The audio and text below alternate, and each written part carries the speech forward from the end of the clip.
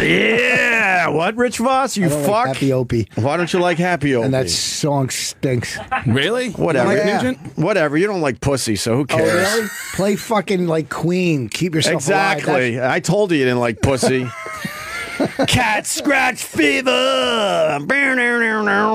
It's Ted Nugent's birthday. That's why we do that today. How old is Ted today? 67, Craig Gass. I was going to play Stranglehold. Thank you. Good Morning America. Another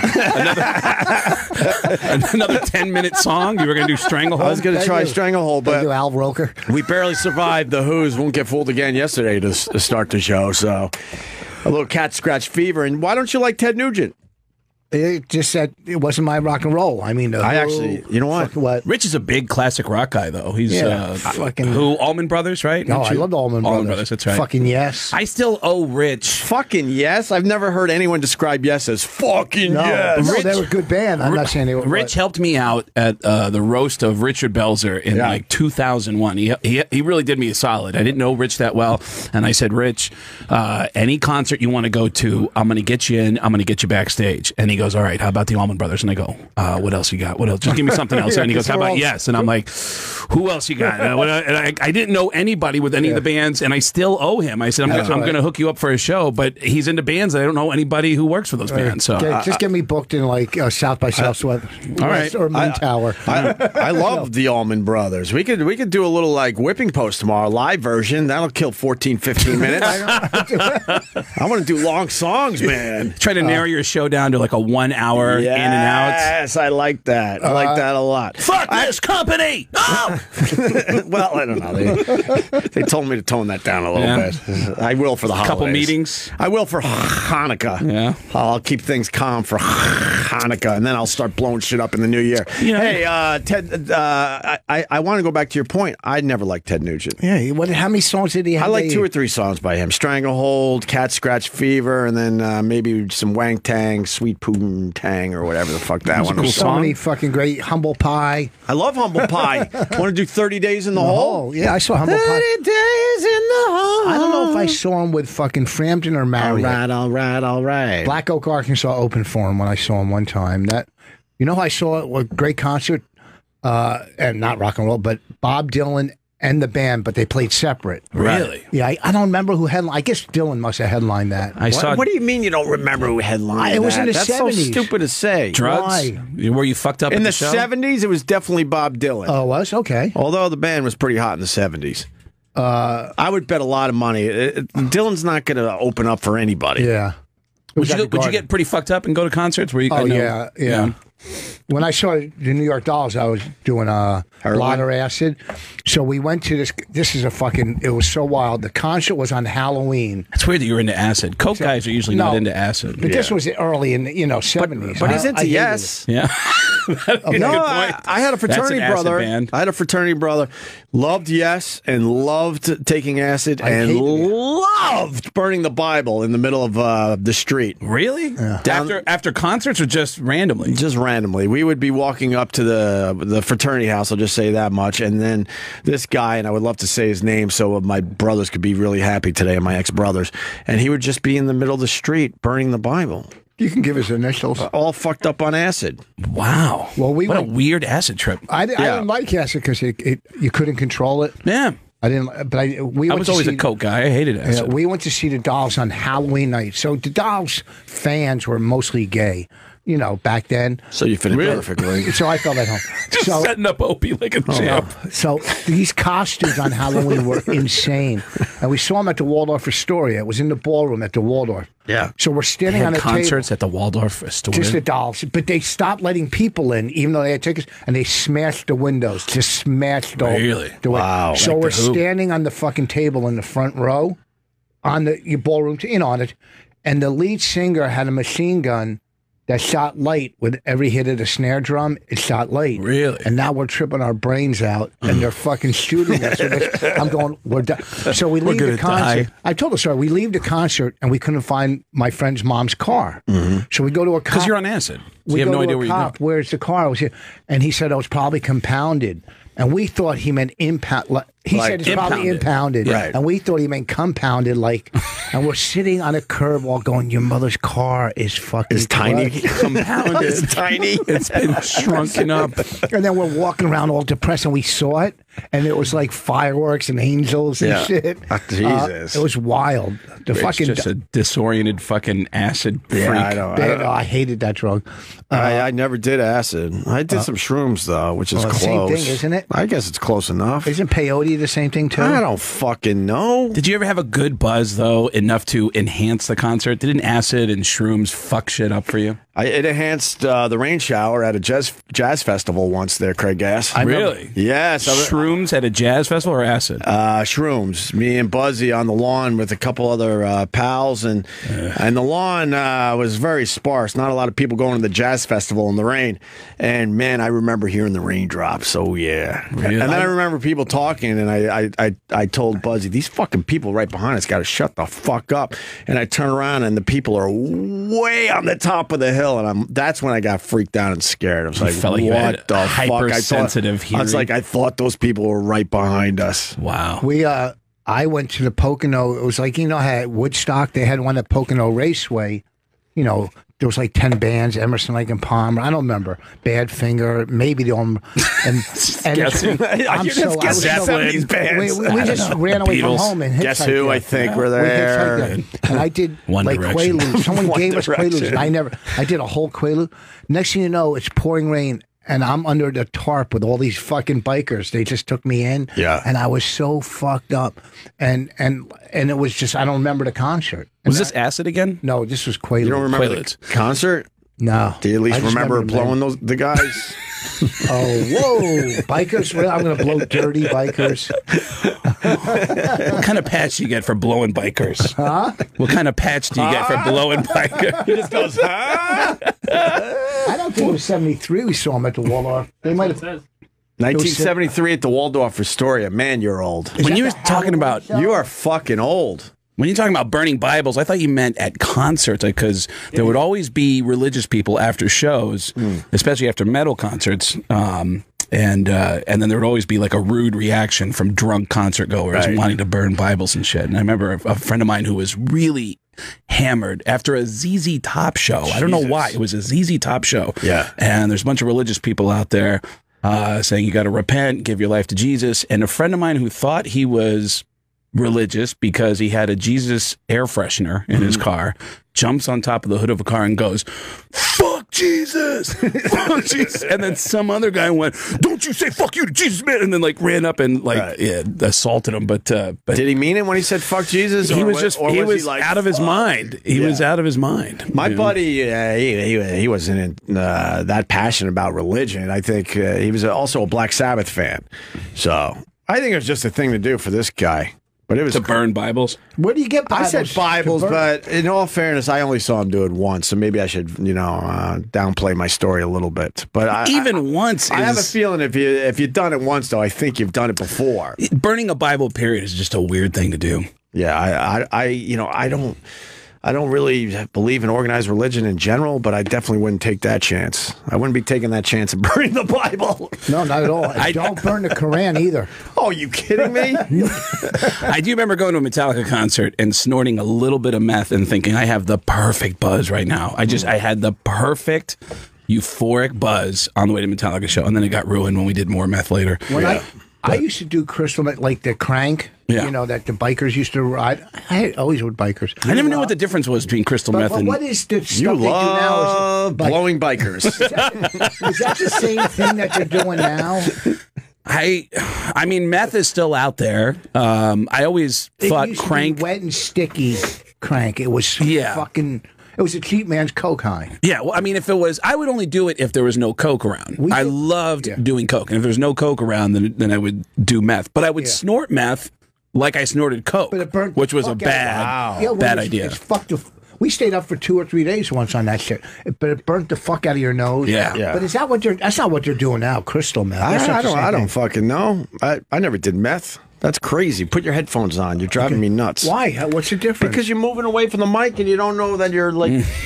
What? You hate having the headphones on, though, huh? Yeah, because they're dirty and disgusting and they hurt your ears. I do remember going to a high school reunion. I went to go stay with a buddy of mine in Tucson. I went to high school in Tucson. And my buddy, he said, yeah, you can stay at my place if you want. So I go into his house and he goes, yeah, let me give you a tour. And he goes, so this is where I mix everything. And then we put it in a batter over here. And then we got a little rotation thing we do here. And then we cook everything over here. And I go, what are you showing me? And he goes, Was this meth. Enter the Dragon? And he goes, and I go, this is a meth lab? He goes, yeah. I go, wow. I go, I can't sleep here in a meth lab. And he goes, it's cool, it's cool. And the next morning, somebody broke into the house while I was in there. Wow. And I said, I gotta go, dude. How much did he make? Like I don't know how much he was making, but he was always that guy who just was always trying to figure a way to get. Like in high school, he was like, dude, all I got to do is drive over the border. That's all I got to do. I just drive a truck over the border, $5,000. Oh, yeah. It's like, well, what if you get caught? And he's like, oh, you won't. Because if you get caught, you just do this, but it's $5,000. Was he driving someone else's shit? Yeah, he was driving somebody else's shit over the border. That was big in Arizona because we were an hour away from the Mexican border. Wouldn't they kill you if you got caught? Yeah. What do you think? I when I lived in Buffalo, I had to go back and forth over the border, and I had nothing in my car. I would be the worst at that. I was paranoid knowing that I was completely, clean and sober and everything else. Just the thought of them stopping me and asking me a few questions, I would just crack. You didn't even have like yogurt or bring your own green tea back then? Fucking homo. I would be the worst, though. I remember panicking and go, why are you panicking? Nothing's going on here. When I was living in Seattle, I went to Vancouver to go see a Marilyn Manson show, and somebody gave me Coke at the Marilyn Manson show because I had a couple extra passes, and they said, I'll give you Coke for your extra passes. Yeah. And I brought about half an 8-ball with me back over the Canadian border, and my buddy said, what if we get pulled over? And I said, I'll just keep it in my hand. Jesus. And I drove over the border, and the agent said, do you mind getting out of the car and opening the trunk? And I got out of the car holding Coke. Come on. And opened the trunk, and she said, okay, you're good to go. And I got back in the car and drove off. That is the dumbest move. Were you shitting inside? A little bit. I mean, in the moment, it's just like you just feel numb in the moment. Like, I'm just going to get through this. I'm going to get through this. You just feel like they could see right through you. I would have fell on the ground and just started crying. If they said, get out of the car, I'm holding Coke in my hand. You're talking about your meeting with Sirius? Yeah. There's just a side of you. There's a side of you that just goes numb when you're doing something that stupid. Yeah. And it's the moment that someone puts their hand on your shoulder that you realize, oh, fuck, I fucked up. But for some reason, up until the moment that somebody puts their hand on your shoulder, you're just numb and going through it and not realizing this is stupid. The closest I came to that, we were doing a gig in Boston, and me and Anthony were doing a live remote, and people would always hand you drugs. In this business, they're always handing you shit. Not in many years. But this guy came over and handed me loose marijuana in my hand. And at that point, I think it was Ann or somebody else came over with a couple state troopers that were huge fans of the show. And it was in my right hand because the guy goes, hey, he puts out his hand to shake. You probably had this move. Puts his hand out to shake, and all of a sudden I'm like, what the fuck? He's giving me something. I just grabbed it. Yeah. Knew what it was immediately. And I wasn't even smoking or any of this shit back then. And then at that point, I think it was Ann or maybe somebody else comes over with state troopers, big, huge fans of the show. And I'm like now awkwardly shaking with my your left hand. And then I'm like dropping the shit. I remember I was up against the bar. Wow. And I was able to just drop it. I'm like, man, I don't know. I mean, they're saying they're big fans, but fuck. We were copping crack one night. I think it was on 157th, whatever goes up. So we're going up the street after we comped, and there's cops at the corner, and they go, pull over. And I said no, and I took off, and they fucking hit my fucking taillights with their billy club and just smashed but I took off because they didn't chase you? No, they were on foot. They were pulling people over. They're standing there pulling people over, and they go, pull over, and I just took off, and they smashed my fucking taillight. I kept going. Of course you kept going. I wasn't fucking pulling over. Tell you how many times I got pulled over, hammered, and went through the whole DUI checkpoint thing and was let off. And did you do voices to get out of it? Actually, there was one guy who said, he goes, give me your license. Yeah. And then he goes back to his car, and then he comes back with two more cops and says, Mr. Gass, were you ever on a show called King of Queens? And I said, I was. And he goes, all right, listen, here's the deal. You make us laugh, we'll let you go. No. And I go, can I get out of the car? And he goes, yeah. And I go, all right. And I got out and I told him jokes for like, until they got to the point where they said, okay, we got to go. And I said, well, hold on, one more. Let me get one more. And I'm like, yeah. That was your biggest crowd that week. That really was. It really was. Boss was mean today. It was for, I knew what I was in for. Yeah. I actually started watching. When the state troopers pulled up, you hit bonus.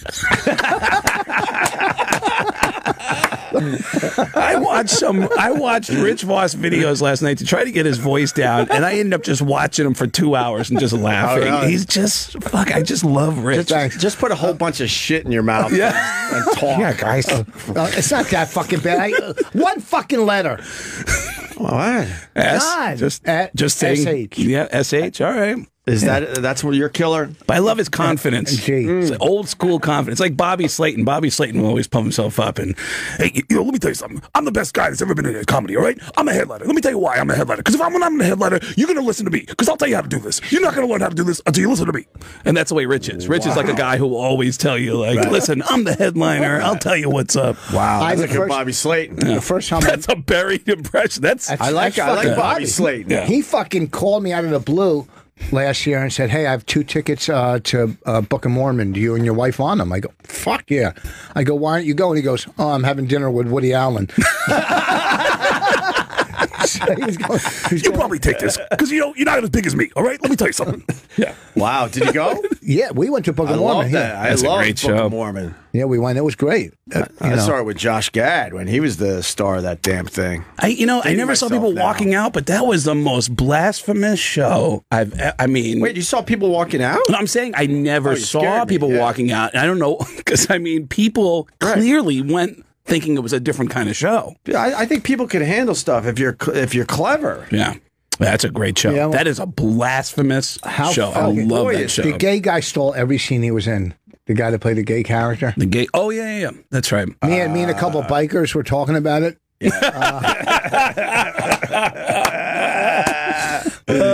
Very good, Voss. Can I say that Rich and Bonnie are sitting on a fucking gold mine? I can listen to them talk for hours, and I feel like I'm in the. I always tell them I feel like I have a cup up, like you're my neighbors, and I have a cup up against the wall, and I'm listening to you guys argue with each other, and I'm hearing the juiciest shit. It's great. Our last 4 podcasts are at another level. I don't know why, just our last 4, but my ex-wife said that. She goes, I can't listen to you guys anymore. Why? It's uncomfortable. I feel like I'm eavesdropping. Well, how about why have a relationship with your ex-wife? Because I have 2 daughters with her. Oh, I forgot about that part of it. There you go. You guys actually get along for the sake of your daughters? I got along with my ex-wife from day one. There's a few times, though, where Bonnie sounds really fed up, and she's like, I can't fucking handle you anymore, or I can't handle this, or I can't handle having arguments like this for entertainment anymore. Right. And it seems like when the show ends that you guys are about to go into major counseling. Yeah. How about when they get into, Bonnie will say something like, this is stupid. No one gives a fuck about this. And that's when you're like screaming, no, more of this. Yeah. There was stuff. There was one time they talked about breaking up. They talked about divorcing, and they started. Like, Rich started walking through, I guess he suspected that she was attracted to a doctor. Oh, Dr. Steve. Was it Dr. Steve? I said she was going to leave me for Dr. Steve. For Dr. Steve. And then Rich starts going, you know what? That actually won't be bad because then I'll be able to get free medical advice. And she goes, what makes you think I would stay in touch with you? And I went, oh, my God. Oh, my God. Oh. Ouch. Yeah. I'm telling you, the last couple of podcasts have been so fucking good. I want to go to dinner with them and listen to them argue while I just... Oh, it's the same thing. While I quietly sip my soup. I just want to listen to them argue and sip my soup. Yeah, I end up just staring for an hour and a half as they bicker about all sorts of shit and who's going to pull out the coupons to pay for dinner. But my coupon... Get the fuck out. We're high rollers. Oh, you're high rollers now? They invite me and my wife out to dinner, and they're fucking figuring out coupons at the end of the... Bonnie goes to these websites like Guilt and these websites where you can get whatever. Right. These... I don't know what the fuck. And she goes, oh, I found a nice restaurant. And it was a beautiful place. But that then, food was good. But then they're arguing, we get a dessert with our coupon. Why aren't you ordering a dessert? I'm like, Jesus, how much money? We'll pay. No, hey, listen. We'll pay if you're pulling out coupons, and we have no problem paying. We're not pulling them out. You get them online. You know what I've always wanted I've always wanted to ask you. Guy loves a good deal. You're the worst. I've had it with you. Let's do this today. Me and you. No. I'll tell Craig to go home, and we're going to fucking fight. Go ahead. I'll sit back. Let's hear it. I've had it with this guy. Opie versus Rich podcast. Let's hear it. Jesus Christ. My host hates me. My fucking wife, we're nice enough to take out, my name is Greg. The Hughes for dinner. The Hugheses. It was on our anniversary. Yeah, and that was weird, too. I'm like, why are you taking us out on your anniversary? We can do this on another Tuesday. We don't want to be alone. No, it's probably because it was the last day of the coupon.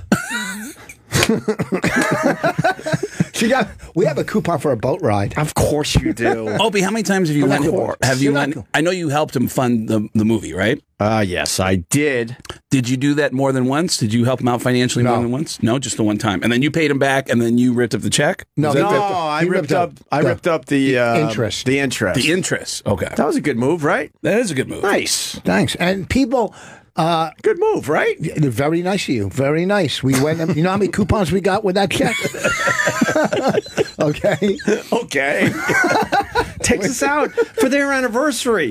That's fucked That's up, a right? weird. Thank you. What are you talking about? No. You took out Opie and his wife for your anniversary. Yeah. And then you paid for dinner. Was it our anniversary? Yes. Because you used coupons on your anniversary? Yeah, we came from court. We came from court. And they're not from court. Bonnie had a traffic ticket, but I almost got locked up in the courtroom because I remember the bailiff heard me call her a cunt. You're kidding. I didn't know you're not allowed to say that. I was talking to Bonnie. I didn't say you're a cunt. I go, she's and then because they made us go. Yeah, but Rich, you can't fuck around in court. Well, hold on, tell the story properly because I kind of forgot too. Here's what happened. We went to court for Slow down a little bit. A dumb ticket where she's going through a light. It turned red as she's going through because there was traffic. Okay, but she got ticketed. And she got ticketed. So you got to go to court. So we got there, and we didn't know anything. So we get there, we walk in. Hey, where do we go? It seems like we're aggressive, but we're not because we don't know where to go. It seems like we're aggressive, but we're not. We're going to revisit that line. Okay. Yeah, of course. So already they don't like us. But we were there first. Next thing you know... I'll tell you why. It's because you're not a headliner. Okay. And, so next thing you know, we're there first. Everybody's being called before us. Yeah. And now, because they put our ticket at the bottom. The one lady didn't like us. Okay. And, they put our ticket on the bottom on purpose. Yeah. So now we're going last. Then she talked to the prosecutor, because when you have those tickets, you can make a deal with a prosecutor and say, look, I'll pay you. Sure, it's a traffic. Yeah. Whatever. There's usually some kind of a negotiation done. He wouldn't give us a deal. And then we're back in the courtroom. I go, man, she's a fucking cunt. So we're leaving. I just said it to Bonnie, but I didn't say names or anything. And then as we're leaving, she said something to me, and I said something to her. She goes, I could have had Wait. She said something to you, and what did you say back to her? She said something to you. What did she say to you? Do you remember? Like have a good day or something, like, being sarcastic, whatever. And then I said, you know what? I know you put our ticket at the bottom. Oh, because we were there first. No, I know, but we're out of the courtroom. I know, but we're out of the courtroom. It's already settled. They have power. They have power. Well, I didn't know that. So we're out of the courtroom. I didn't know that. We're out of the courtroom. I go, I know you put our thing on there. She goes, well, you came in here with that. I go, I didn't have an attitude. We just didn't know what we were doing. Sorry that we don't go to court every fucking day like these fucking people here. And then she goes, well, I could have had you arrested right in court for contempt of court. I go, we got to go. And then we just left. So we walked out. But how can you get me arrested for contempt of court when I'm talking to my wife? She doesn't know I'm talking about her or anything. I could say anything I want to my fucking wife. And she knew that because nothing happened. Yeah, that's why she didn't have me arrested. Yeah, because she was mad and was trying to say something to save face. Yeah. But obviously they couldn't do much of anything. How are they going to arrest me? I remember going in for a traffic court, and the judge came in and said, "I'm just going to let everybody know when you come up here to speak to me, I want your shirts tucked in." Oh, Christ. And it's like, all right, he's being whatever, but that's what he's saying to everybody in the court. But one guy walked up with baggy pants and his shirt untucked, and the judge was really lenient with him and said, okay, you're all set. And the guy starts to walk out, and the judge goes, wait, hold on one moment. Sir, did you not hear my announcement? And he says, oh, yeah. And he goes, put him in jail. He threw him in jail for having his shirt out. For having his shirt untucked. See, that I was in court. There was a judge in Plainfield where I grew up. He was ruthless. And I was in court for traffic or whatever. And this Jamaican guy got in a fight and stabbed somebody, cut him.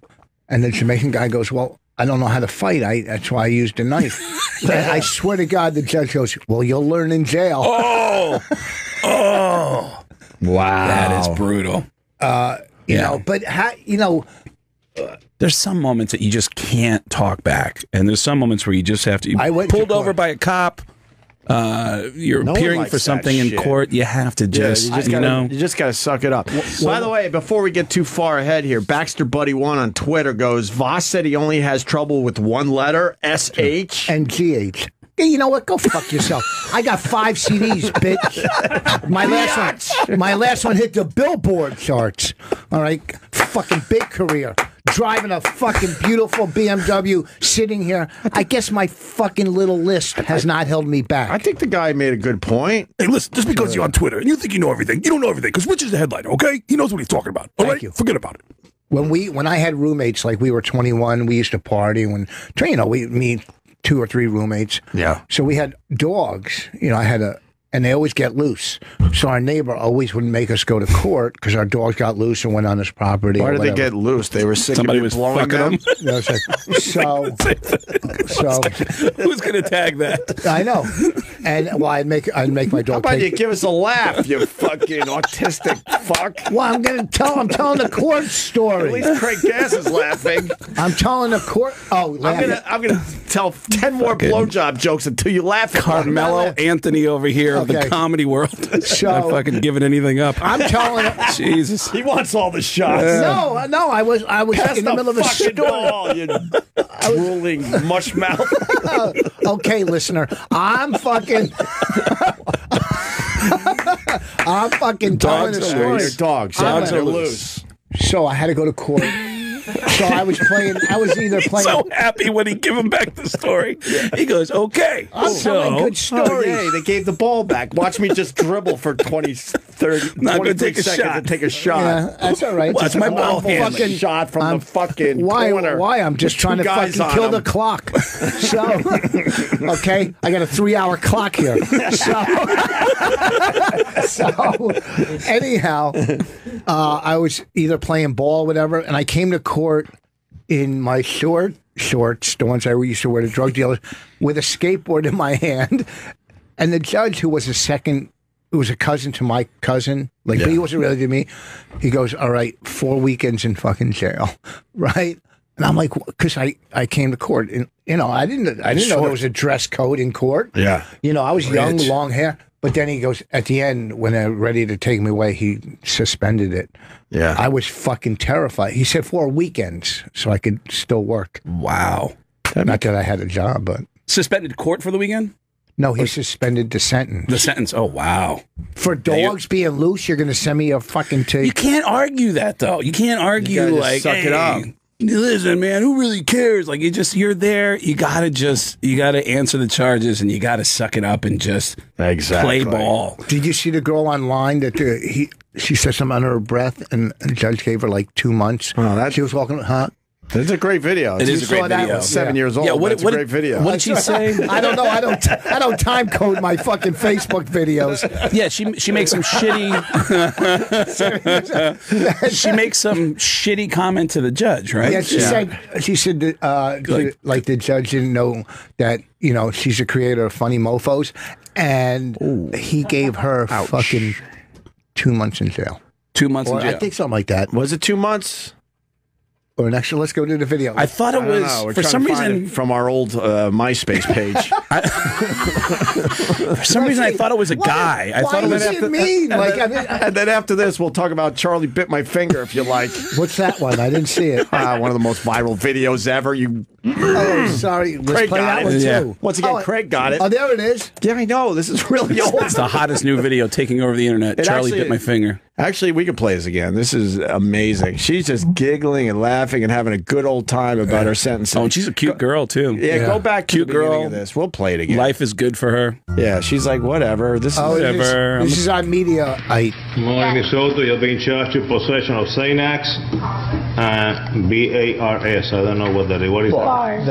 Xanax bars. That's how they're referred to. Xanax bars. All right. I understand you're eligible for pretrial service. You're Any the only, objection? no objection. She has no priors. She's being charged per pill, which is improper. It should just be 1 count. Ms. Soto, are you working? Yes, How much money are you making a week, approximately? approximately about $200 a week. Okay, and do you own any property of value? A house, a car, bank account, significant amounts of jewelry? Yes, What do you own? I own a lot of jewelry, all right, as well as boy. Oh, go a ahead. car. Well, how much would you say your jewelry is worth? Well, it's not a joke, you know. You're not in a club now. Okay, but it's, Well, kind you of, see, but we are not in a club. Be serious about it. It's I'm a porn serious about store. it. You just made me I can see laugh. you're serious, all right. You just made me laugh. I apologize. It's all right. How much is your jewelry worth? It's worth a lot of money. Like what? Like Rick Ross. Oh, God. It's worth Ma'am, money. have you had any kind of drugs in the last 24 hours? Actually, no. Actually, no. Judge, I'll make it easy for the court, respectfully. I'll accept appointment at this time. No, I'm going to appoint you because you own a lot of substantial amounts of jewelry. You can go and sell your jewelry. Lawyer's trying to help her. Jewelry for a private attorney. What is the standard bond? It should be, Ain't going to be no PTS. okay, your mouth 5,000 shut, on count idiot. 1, and then the rest should be ROR. Bye-bye. Adios. Come back, ma'am. Here it is. Come back. Here it is. So it's done. All she has to do is walk away. She goes adios, giggles, and then Yep. and turns. Playful, cute girl. Yeah, and then, adios. and then the judge is like, okay, come Wait a minute, back. get And back here we here, go. dipshit. We could have played it from here, by the way, but that's This okay. paper again. Oh, look at she Give thinks me the it's a paper game. again, he says. Count one would be 10,000. The look on her I am serious. Adios.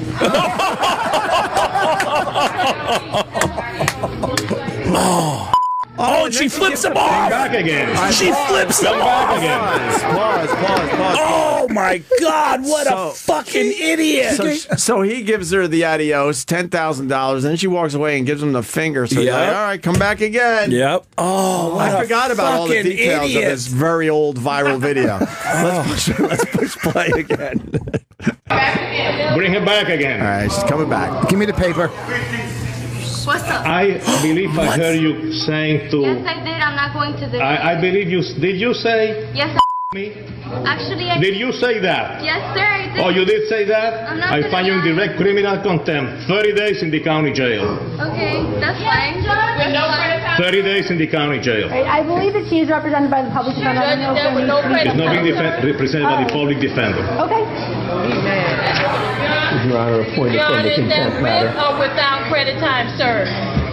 Mr. Snyder, when you tell the court in open court, you, I mean, that's criminal contempt. Judge, I'm just asking if Your Honor would consider. Oh, and her lawyer's just shaking his head. I'm sorry. I do apologize. Still got the same bond. Is that it? I think it's about it, Your right? Honor, and I heard exactly what Your Honor heard, and I don't think Your Honor is deserving of any comments, any negative comments, and Your Honor. Oh, and the judge is agreeing. I mean, the lawyer's agreeing with the judge. There's some issues here that are going on. And All right, now he's like saying, look, she's got She's doing the Judd Nelson in Breakfast Club. You're getting detention like, so go ahead, Yeah. give me more. Right. 2 weeks detention. Yeah. How about 3? Like she's, what a fucking What idiot. an idiot. So- went from nothing to, what was it, $10,000 and then 30 days in Well, jail it's on top of it. $5,000 bail, right? I mean, her bail. She had. If you're just now joining the broadcast, we're trying to teach Rich a lesson about how to behave in Yeah, court. exactly. I haven't gone to court in 30. You know, I wasn't going to court, and that was my wife. I was just there sticking up for her. I saw something about you.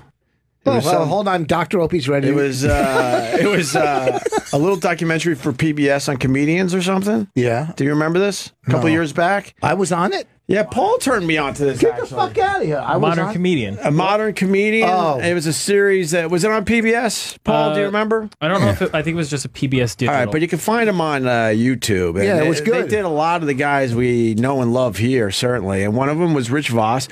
And they talked to you about how you love a good deal and love collecting coupons and free shit, even though you're never going to use it. Yeah, you at least admitted it. You said you were playing around at golf somewhere, and they gave you 4 free passes for whatever reason, and you knew you were never going to be back in this area of the country, but you still had to take the free passes. But I gave them to somebody at the end of the day. No, I gave them but away. then they're in your house, and you were basically admitting you got so much stuff. But you can't help yourself because you got some weird OCD and you can't throw this shit away, even though you know you'll never go back to that area and play that round of golf. Yeah, I know. I wonder where that was. You remember that? And I can't find the passes. Is it a real thing? Yeah, but I did give the passes away at the end of the day. But it sounds like, according to this documentary, you got a lot of this stuff, not just these. I got fucking. I just moved all this stuff to our storage unit downstairs. I got tons, coffee makers. Yeah. Like 2 beautiful ones still in. I got stuff in boxes I don't even open. That somebody gave you? Well, you get them in gift bags, or you get them. Like I was at a golf tournament, and if you just signed a thing, they sent you a brand new Keurig or something. Right. Just and they get to test their coffee. Yeah. And this has got to be a couple $100 thing. I got boxes. I got 40 pairs of sneakers. So what's your intention? You think you're going to sell them someday on eBay? Is that why I would never He's do a that. hoarder. You just can't let it go. So, what do you think in your mind that someday I'm going to use this someday? Well, I'm starting to wear my sneakers. Yeah. But with the coffee maker, you think someday I'm gonna use it, or give it to somebody as a gift? You just never do anything with it, but you think that someday you're gonna. Someday, if like say my wife leaves me, now I have a coffee maker. If my wife leaves me, what are the odds of that happening? Well, I tell you, I mean, why don't we have a garage sale? I would love to, but see, I can't You sell. make some good money off that. No, I got a $200 coffee maker. All in a right. box. What are you going to sell at the garage sale? $10? All right, so put it on eBay. It'll start No. adding up. No, I can't. You're a mini hoarder. I just sold 2 sets of golf clubs for like nothing just to get rid of them, and they were pings. They were nice. See, I'm the complete opposite. Minimalist. I have to get rid of everything, including friendships. Yeah. Jesus. Wow. I never liked you anyway, so That's go okay. fuck yourself. I guess That you was started deep. with your hair. Holy shit. Holy shit. Jesus, what a mean person. See, all this stuff I have here. I have to get rid of. I have to get rid of stuff, and I think it goes back to when I was doing radio. Everything had to fit in the back of a car. I moved a lot, so I never had a chance to accumulate Are things. you getting rid of anything now? We're pretty good lately. Okay, let me know. Yeah. There is something about doing an event where they give you a gift bag, and it's like, oh, even if you don't necessarily need anything in the gift bag, it's like, oh, that's cool. I've done a couple of roasts where they, hey, by the way, everybody who was on the dais gets to take a gift bag. It's like, oh, that's cool. And I don't know why, but I'll hang on to that for a while before I realize I don't need any of this shit. Well, I keep all the VIP passes or all my TV show stuff. I do that too. I got Stuff like that is I get cool. that. Yeah, I got tons in the basement of shit. I got 2 gigantic posters from both Oscars that I worked on. And those I had framed. But that kind of stuff is cool. Yeah, of course. But then, But a coffee maker, get rid of that. well, I don't know Want who me to come give over it your to because everybody has one. Let me go to your house for 2 hours. Let's do a giveaway. Oof. No. For 2 hours, and Why? I'll only throw the stuff away that Tape it. that I know you'll never use. I have clothes. I have Let me go through all of shirts it. that I haven't even Does it- worn. See, you feel like you have to give it to somebody, right? Well, I put a lot of stuff in those fucking Goodwills, Oh, but yeah. I'm putting in fucking, True Religion and fucking Hugo Boss in Goodwill thing, like fucking polo shirts, because I buy Only headliners will wear True Religion shirts. well, but I did. What do you call it?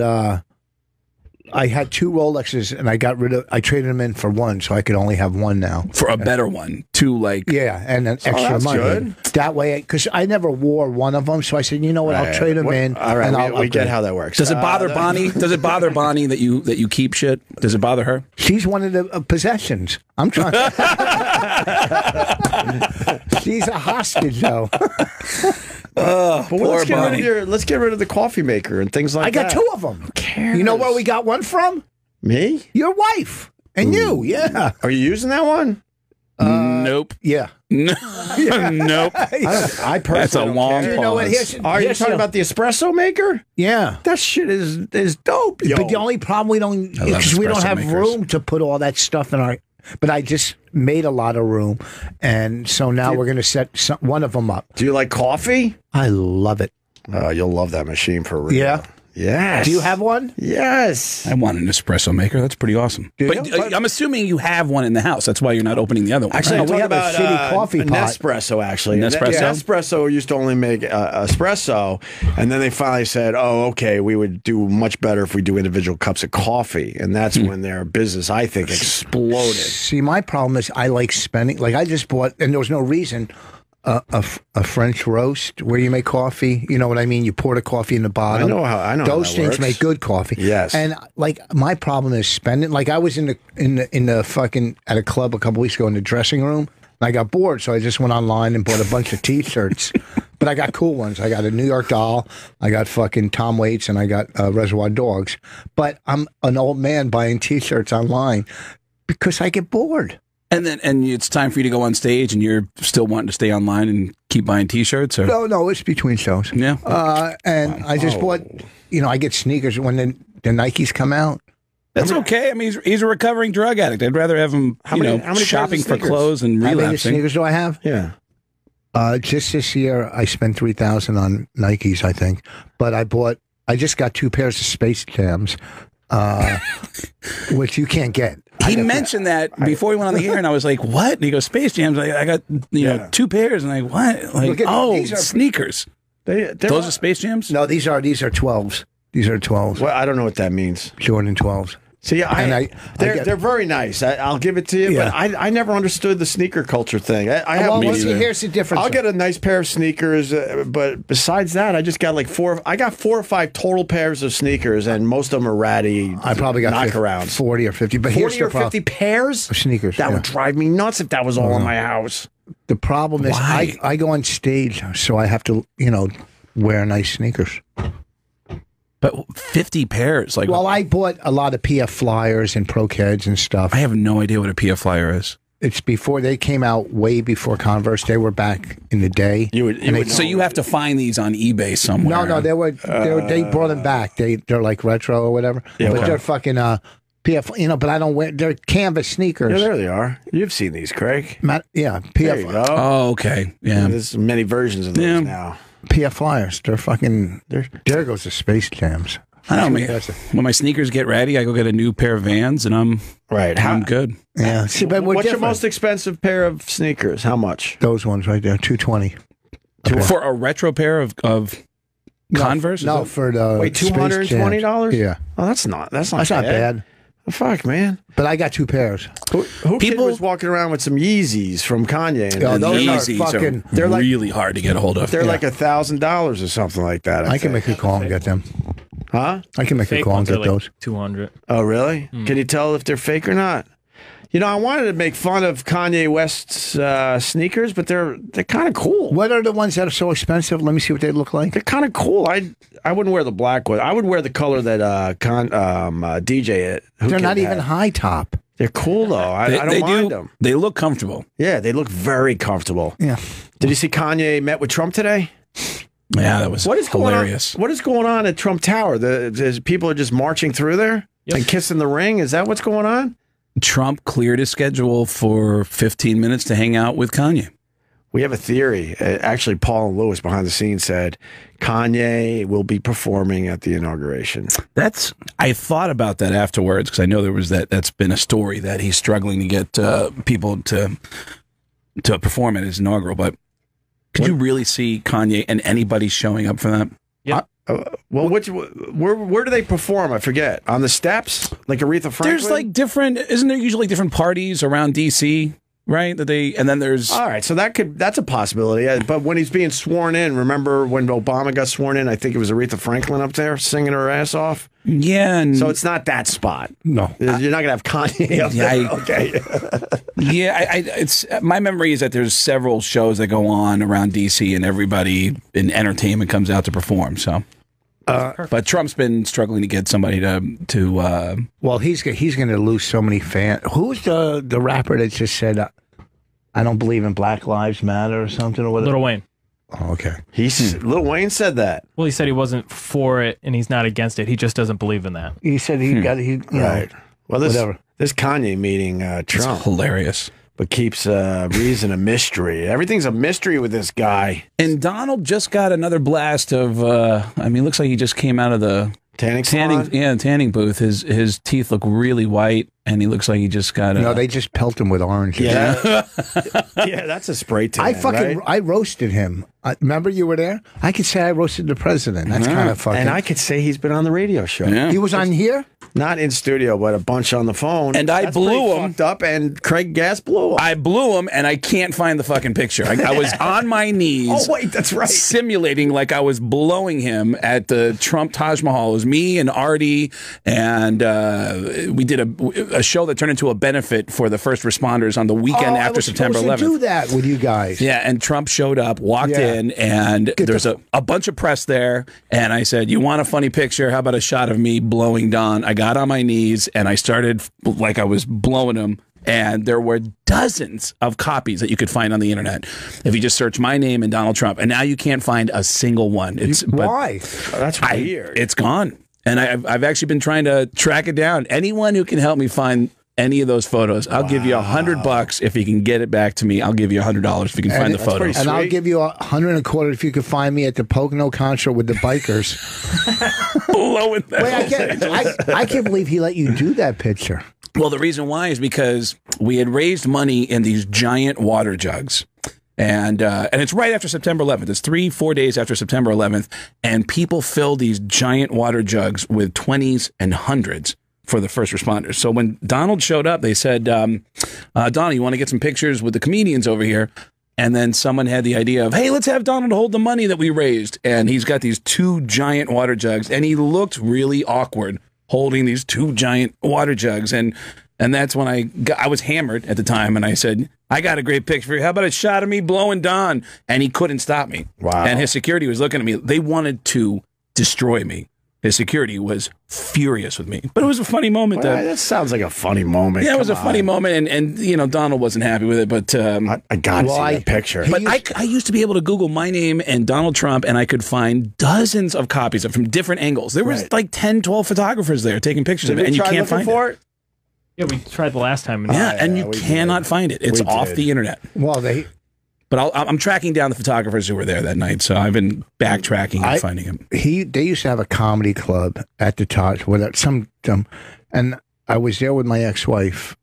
I'm working the club. Was she a comedian too? No. No. So he's there, and he walks up. Yeah, I see him. And I think he was with Marla Maples then. That's who. That's a long time ago. Yeah. Oh, yeah. It was my ex. And I said to him, by the way. I went up to him. I go, how you doing? It's a pleasure. I'm working your comedy club here. And he looks at my wife and goes, you have a very attractive wife. And all I'm thinking is, please, dear God, let my wife leave me for this man because it'll make me famous. Please. You'd be so rich. Fucking walk away with him. That's like, I know a guy. Were you nudging her? She was. In his but my direction? wife was very good looking. My ex-wife was very good. Still is. But I know a guy who works in merchandising in the music business, and he's a big Kiss fan. He's got Kiss tattoos on his legs, and he saw Gene Simmons at a party. And his wife said, go talk to him, that's your hero. And so he finally gets the courage to go up and go, hey, Gene, my name's Sean. I work in merchandising, and you're the reason I'm in the business. Gene doesn't say anything. So he thinks, all right, well, I already started this. I might as well keep going. I dressed like you every year for Halloween. I bought all the toys. And Gene is listening to him going, right. Mm-hmm, got a delivery here from Mr. Horse. What? You got a boss? Why do you look like a fucking rat? I just went out to get your food. Thank you. Enjoy. He's in the middle of telling a story. I know. It's perfect. Your new bit stinks. I wanted to make sure. I went out to get the food, so I brought it back for him. Roland asked me to help him out and do him a favor. It was just something nice to do. Where's my diet soda? What are you drinking? Forget nothing. You really shouldn't drink the diet soda. There's too many cyclamates and chemicals in it. All right, thank you. Don't bite me. So get a seltzer. Thank you. Okay. Club soda. All right. It's from the Carnegie. Enjoy. Thank you. The bit's killing. Thank you, Dennis. Thank you. This is Dennis's Thank you. new bit. He's done it like 2 or 3 That's Dennis times. Falcone? Yeah, where he just... Oh, Dennis, how are you? His new bit is to just barge in. Good to see you. Ugh. No, Great job, you don't have Dennis. to sit down. He's in the middle of telling a good story. Pull up a seat. No, go. Jesus, you lost tourists out there at the Carnegie Deli. Control. Holy fuck. It was just something nice to do for a friend during the holidays. Oh, thank you. What are you wearing? It's my hat. It's my Kangol. It's not. And I got a little neck warmer on. It's not that cold out. It's not cold out. It's I played freezing golf out. yesterday. It's not cold out. It's going to be cold Friday. Thermal on. I got a vest. Some kind of Arctic blast is heading our way. Yeah. Cold. It's like winter out there. You know, I wish you were wearing a noose around your neck. I got you the food. I thank you. You know, I already got the food, so what am I supposed to do? All right, enjoy. You want a Thank seltzer? you. No, thank you. All right, Dennis, thank you. Thank I you, mean, though. seriously, Bottle of Craig was No. in the middle of a very good story. All right, let's rewind, Craig. Hit it from the top. Richard. So when you met Trump, was he? Is that the only time you met him? Well, when I roasted him that time. And then when you roasted him, and how was he? Did he set up rules for you guys? Wasn't there like a thing No, where you this can't? was at the Friars. It wasn't for TV. It wasn't the TV one. It was after they split up the Friars and Comedy Central. Yeah. But the Friars still did their roast every year. There was like 2,000 people in the fucking Hilton. It was crazy. Oh, that's right. It was And I was scared to death. Everybody killed before me except one person. Like they just killed. Who's the one person didn't kill? I don't know. I think. Oh, you know. No, If you're saying everyone killed but one person, you probably know the name. I don't know. I don't know. I think he's on like Law and Order. Anyhow, Jerry Orbach? no, yeah. No. I think Jerry was on that roast that we did of Richard Belzer. Yeah. And then, speaking of who might not have done well. Yeah. But don't get me wrong. Back in the day, he was fucking, great comic. He was a great crowd. He fell off a little bit. Well, he because of all that started doing TV and stopped doing comedy. messed him up. Hey, but he was a great comic back in the day. Craig, I want to hear the rest of that story for real. Gene, well, I know he fucked up the timing and all, I but didn't do still. it. No, I didn't say you did. Well, because Rich told the story about being with his first wife, and Donald comes up, and Rich is trying to talk to him, and he says, you have a very beautiful wife, without even acknowledging Rich. A friend of mine saw Gene Simmons at this party and said, Gene, I just want to tell you, I'm a big fan. You're the reason I'm in the business. And the whole time, Gene is looking at him and looking at his wife, looking at him, looking at his wife, and then he finally goes, right. Are you done? Great. Now, who's your sister? He didn't even acknowledge any of the praise that the guy was giving him. So when you talk about Donald, I feel like he's a similar guy to Gene Simmons. Like But he he's was that nice kind to of, me. He was like, oh, it's a pleasure to me. I said I'm working your club, and he was And he cool at the roast. Well, I don't remember. I don't even know if I met him at the roast. I don't know if I talked. I don't think I talked to him. No, no one really got to talk to him. Yeah, I just. But yeah. Because then we had a little thing afterwards. He wasn't around. Do you ever hear about comics getting upset after roasts about things that are said about them? Yes, I've done a roast. Bonnie and I did a roast. It was an in-house for Comedy Central. And in-house, so it wasn't someone was leaving Comedy Central, Lou Wallach, who was there forever. Okay. And they asked me to host, and Bonnie and a bunch of comics. And me and Bonnie and DeRosa were fucking ruthless. I mean, that's a roast. Yeah. And a lot of the comics seemed like they thought it was a toast, not a fucking roast. No. And I said that. I go, look, how could they think that? Well, no, that's their mindset. Yeah. I go, no one's getting a fucking watch. Yeah. Okay. This fucking guy got fired. All right. So some people, just a lot. I don't want to say their names. But come from alternative comics or whatever. Like one guy though was great. He caught on backstage before, and he started writing. He was funny as hell. Wow, that's a ballsy move, because roasts are fucking really long homework assignments. It takes a long time to put together good roasts. Well, I mean, we used to do the ones at Boston Comedy Club, Patrice and Norton. That's the first time I ever saw Patrice. I didn't know. I had just moved here in 1998, and I was living down the road. I was like 10 blocks from Boston. I was living with Mitch Hedberg, and the Boston Comedy Club was 10 blocks away, and there was a roast going on that night. I didn't know who any of these comics were, but they were all amazing. I made the mistake of when I would get a set at 1:30 in the morning, I'd come in at 9 o'clock and watch the whole comedy show. And I'd watch guys like Voss and Bill Burr and go, fuck, I don't want to do this. Like, it was so stupid to watch the other comics because I was just so intimidated by everybody. But at one of those roasts, Patrice was furious that someone was doing their set. And I don't remember who it was. You were there, though. I hosted Patrice's roast. Okay, but I don't know if it was Patrice's roast or one that Patrice was on the dais for, but he was furious that one of the comics went up and started doing their act. And then Patrice walked off stage, went into an office, grabbed an old school Yellow Pages and threw the phone book at the comic that was trying to do the roast. It was one of the scariest things I've ever seen. And I remember thinking like, these comics are fucking nuts, man. Well, we were E-Rock's saying it was Kevin Hart. No, that's a different story. We were fucking Kevin Hart. I'll tell you the story. Okay. Kevin Hart was moving to L.A. and he was having like a little thing at Boston Comedy Club. So maybe he was started doing whatever. Me, Keith Robinson, and Patrice were in the back room, and there was these like 10 phone books. Kevin Hart. There was phone books back there. It wasn't a roast. It was like a going away thing. Okay. And me, Keith, and Patrice started throwing phone books at him from the stage. Right? I do remember. Yes, that's what it was. I do remember Patrice going, "You're doing your fucking act," and he just looked over and went, "Shut up." It was Kevin. It was Kevin. You guys ever? And he kept doing stand up, and Patrice was furious. You can't tell Patrice to shut up ever. Yeah. We're heading. Well, now I guess. What? He's no longer with us. I do an impression of. Let's hear it. What? Patrice? No, Mitch Hedberg. Oh, Mitch? Let's hear it. What the fuck's wrong with you, you sick fuck? You just play dead. Wow. Right after Opie does a dead guy joke, Rich does a dead guy joke, and we all step away and go. I kind of backed off. I realized that's just that's wrong. We should take our first break. Wow. We got a lot. Yeah, I don't even know if we did anything, but that was fun.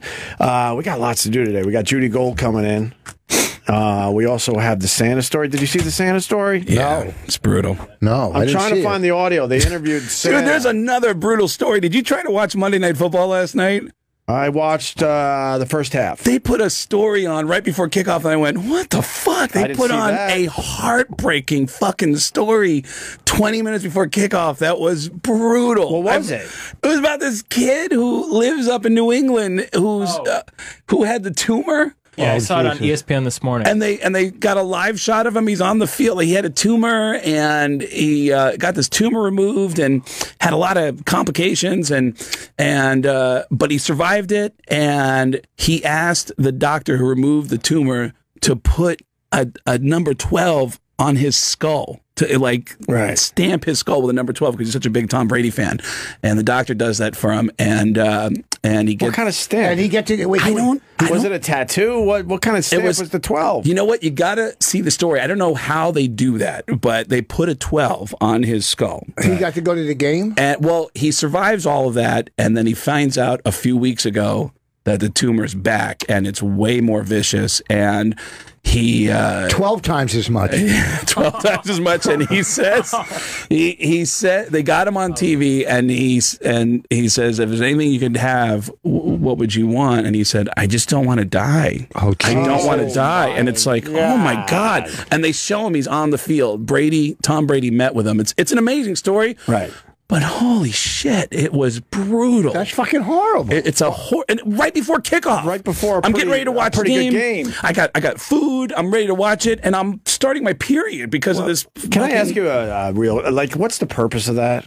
Did they end up raising money for other kids, or what is the purpose of that to make us feel incredibly sad? And the end game of the story is he's on the field for this game. Right. He's going to watch Brady on the field, but he's got just a limited amount of time left. It's fucked up. He's 10 years old. It's fucking horrible. They asked me to come do that at the Giants game because I have a herniated disc.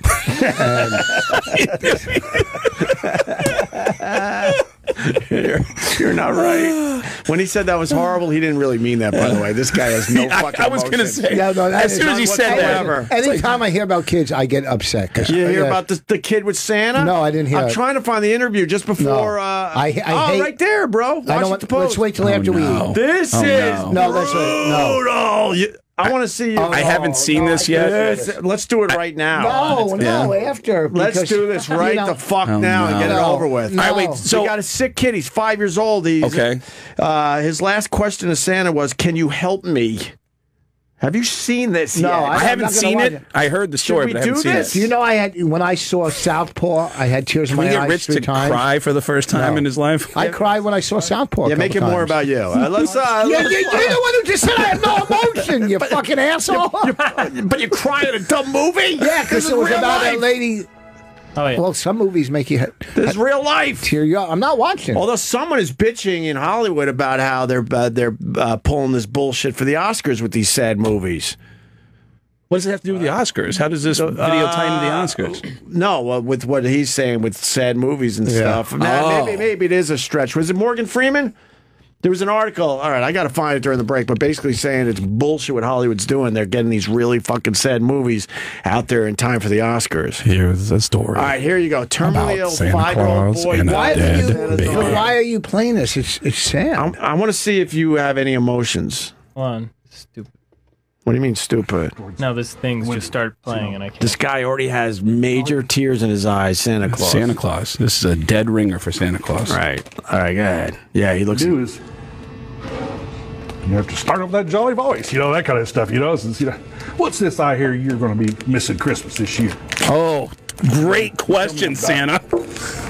Really? Way to read the You're room. not going to miss Christmas. Y'all's already had your present already made. We knew you wanted this for a long period, or a long time. And he's like, really? Sure. I got it right here for you. Brought it up to him, and he could barely unwrap it, So I helped him. And he saw the Paw Patrols, and that put a grin on his face, and he kind of laid back in the pillow. Can you pause for a second? Is Rich the most sensitive comedian? You weren't even doing that for the bit? You were actually just eating. Are you sure? Okay. Are you sure? Yes, I'm not. I've known you a long time, and I'm not sure. Yes, I'm not a prop actor. I mean, because we were laughing because it's hilarious, but then I'm thinking, I think he truly doesn't realize that he's eating on the mic while we're listening to this horrendous. Okay, all right, I'll give you that one. All right, back to the story. He looked at me and says, "No." He says, "They tell me I'm dying." I says, he just kind of looked like he had that look on his face, like he wasn't really grasping it, And I'm like, "Can you do me a favor?" And he goes, "Sure." So he was just like that, "Sure," that kind of thing. It says, "You get those pearly gates. You just tell them you're Santa's #1 elf." You're like, "I am?"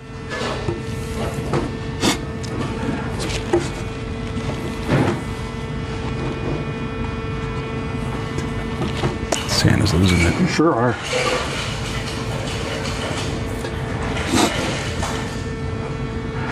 They'll let you in. I'm sure they'll let you right in. He goes, "They will?" I said, "I know it." He just came up and gave me a big hug.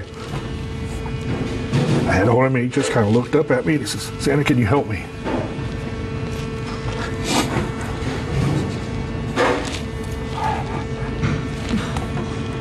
And that's when he passed. I just felt him go limp. I didn't know he passed out of me. And I looked at him and he was all sucked in. And I kind of looked back to the window, and that's when the mother started yelling and screaming, "No, no, not yet." So they came running in. There was a parent there, right? Going, "Can you hurry it along? We've been waiting 2 hours to see Santa! This kid is dead, you stupid bitch!" Right. Oh, geez. What the fuck is wrong with you? What the goddamn... Santa throws the kid on the ground. "You insensitive cunt!" We've been online for 2.5 hours. Oh, that's horrible. Wow. That's brutal. I go back to this. Oh, there's no reason to keep. Why you watch? What? We get it. It's 20 seconds. I would have fired him. Santa, can you help me? What a brutal story. I took off running. Literally. Paul Just like I have now. I'm sorry.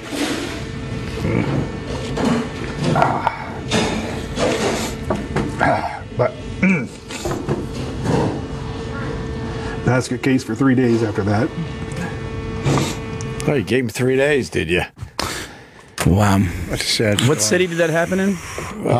What city did it happen in? Knoxville, Tennessee. Knoxville, Tennessee. That's brutal. Kid dies in Santa's arms. In his arms, 5 years old. Like, how was that set up? Did he agree to this?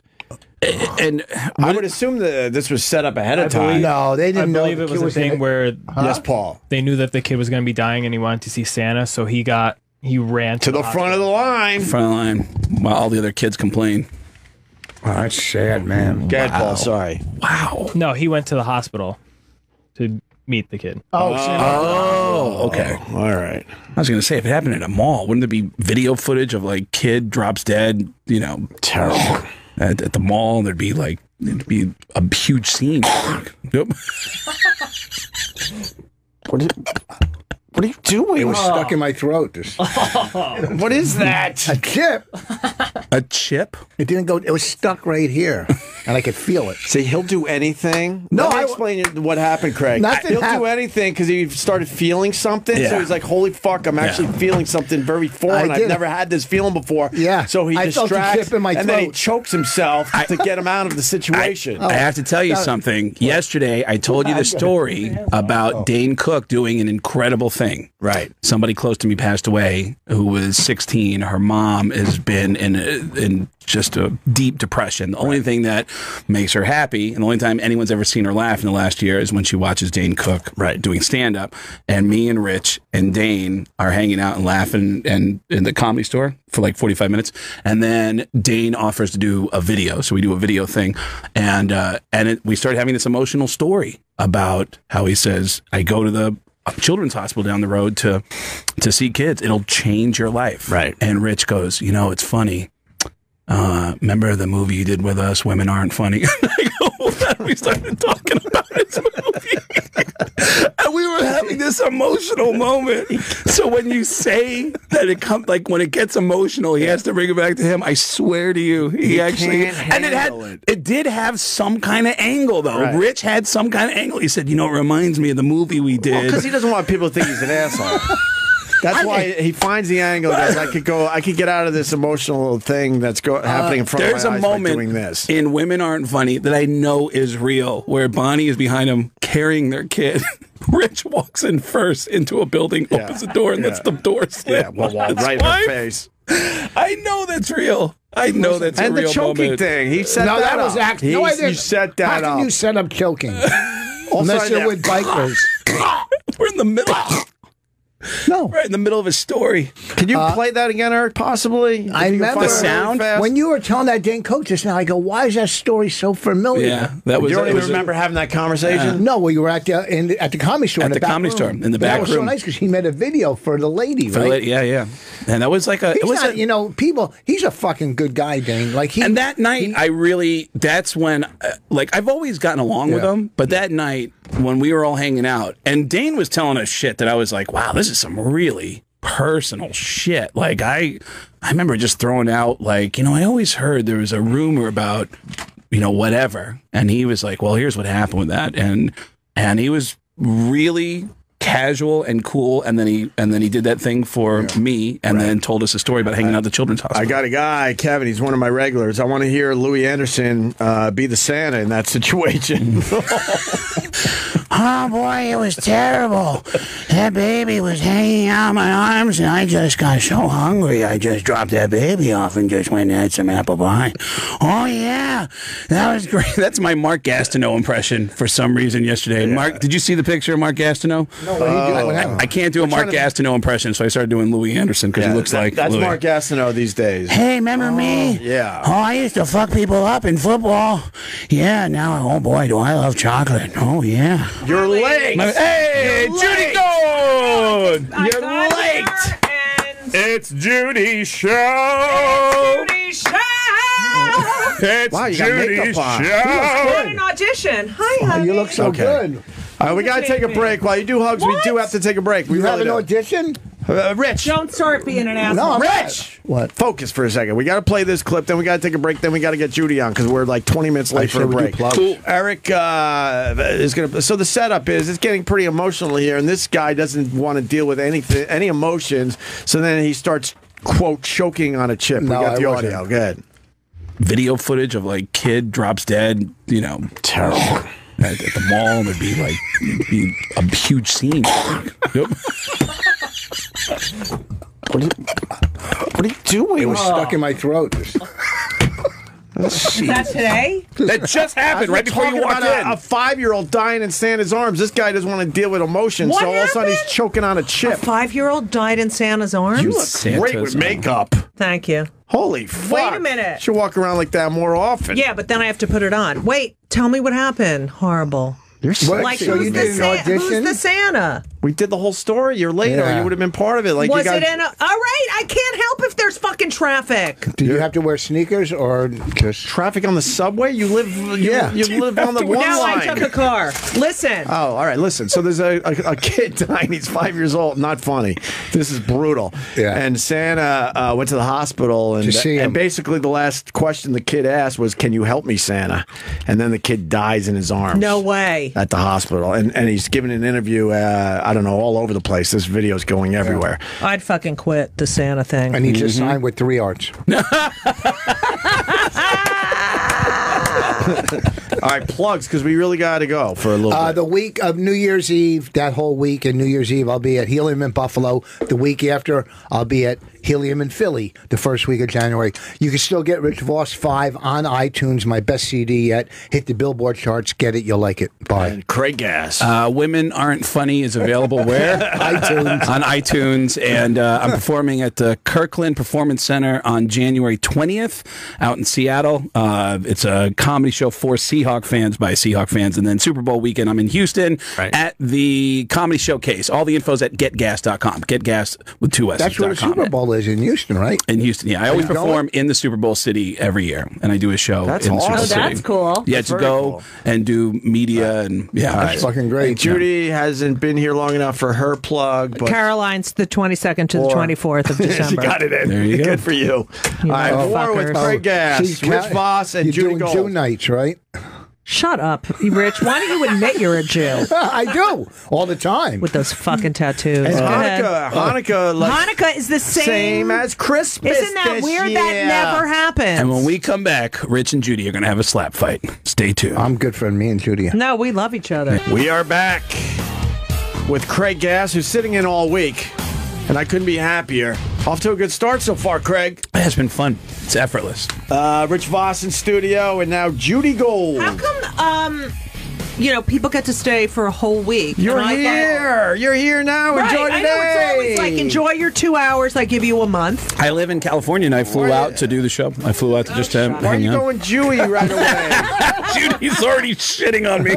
I just met. I was so excited. I flew out But she's been on the air 2 minutes. She's already being Jewy, complaining and stuff. Oh, really? Well, if she was black, would you say she's being... Oh, you're going to team up with Judy, are you? No, remember? We're at war. I'm going to team up me and this guy that does 18 people. You're in trouble. Yeah, good. We got Bobby Slayton back in the studio. Listen, let me tell you something, Rich. We're gonna be hanging out here. We're gonna have some Jewish food. We're gonna talk about Jews, and we're gonna act like Jews. That's the reason, though. He's an LA guy. When the LA guy comes in, like they camp out until they have to leave. Because I don't get him, man. Rich, isn't it amazing? I'm up for a Writers Guild Award. What is You amazing? are for the. Opie's painting himself into a corner for the next LA guy that comes out. He's like, hey, let that guy stay for a week. Are you going to go to the Writers Guild Award? I think I'm out of town. What is she doing? Who? Judy. What's going on? We're talking about my Writers Guild Award. Well, what's amazing? It's not you. It's the whole crew. Yeah, the whole crew. And my Wait, name for the wasn't on the Oscars? list. Yeah, my name was on the list. I look on the Writer Guild, the nominees for the Writer Guild, and I'm looking, and I go there for the 88th It's not annual Writer Guild. It's Writers Guild. Yeah. Okay, so that's why you're only here for 2 fucking hours. So I'm looking at it. Wait, my name, let me choke on a potato. well, we know what it's not going to be. So anyhow, on one of Rich's videos I was watching last night, in a special, he's got a couple words that he mispronounces in his special. Did I? Yeah, there's a. I have If two you watch specials. Rich What Voss one? live at the comedy Attic or Comedy something. That's I love the Comedy Attic. It's right at the 1 minute mark. There was a couple words that I was like, wait a minute, he let that go? But anyhow, so I'm all right, so let's hear about your writer's So guild. I go to look at the nominees, and I'm not. It's all the writers but me. I'm going, what the fuck? So I called the head. I emailed the head writer. He goes, call the Writers Guild. I have to fucking join.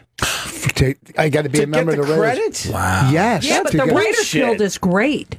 But how Why much? I don't write that much. But how much? Well, if you do, it's a really good So I guild. said But to I him, think that's bullshit. They should just have your name in there. Yeah. Well, And to I said to join- him, I had to. Yeah. To join is what? You pay, right? Yeah. You just pay a fee. I mean, I you don't said get to it him, automatic when you get a TV credit like the Oscars? I It's think on a- maybe the first time I wrote. I don't know. And then it lapsed?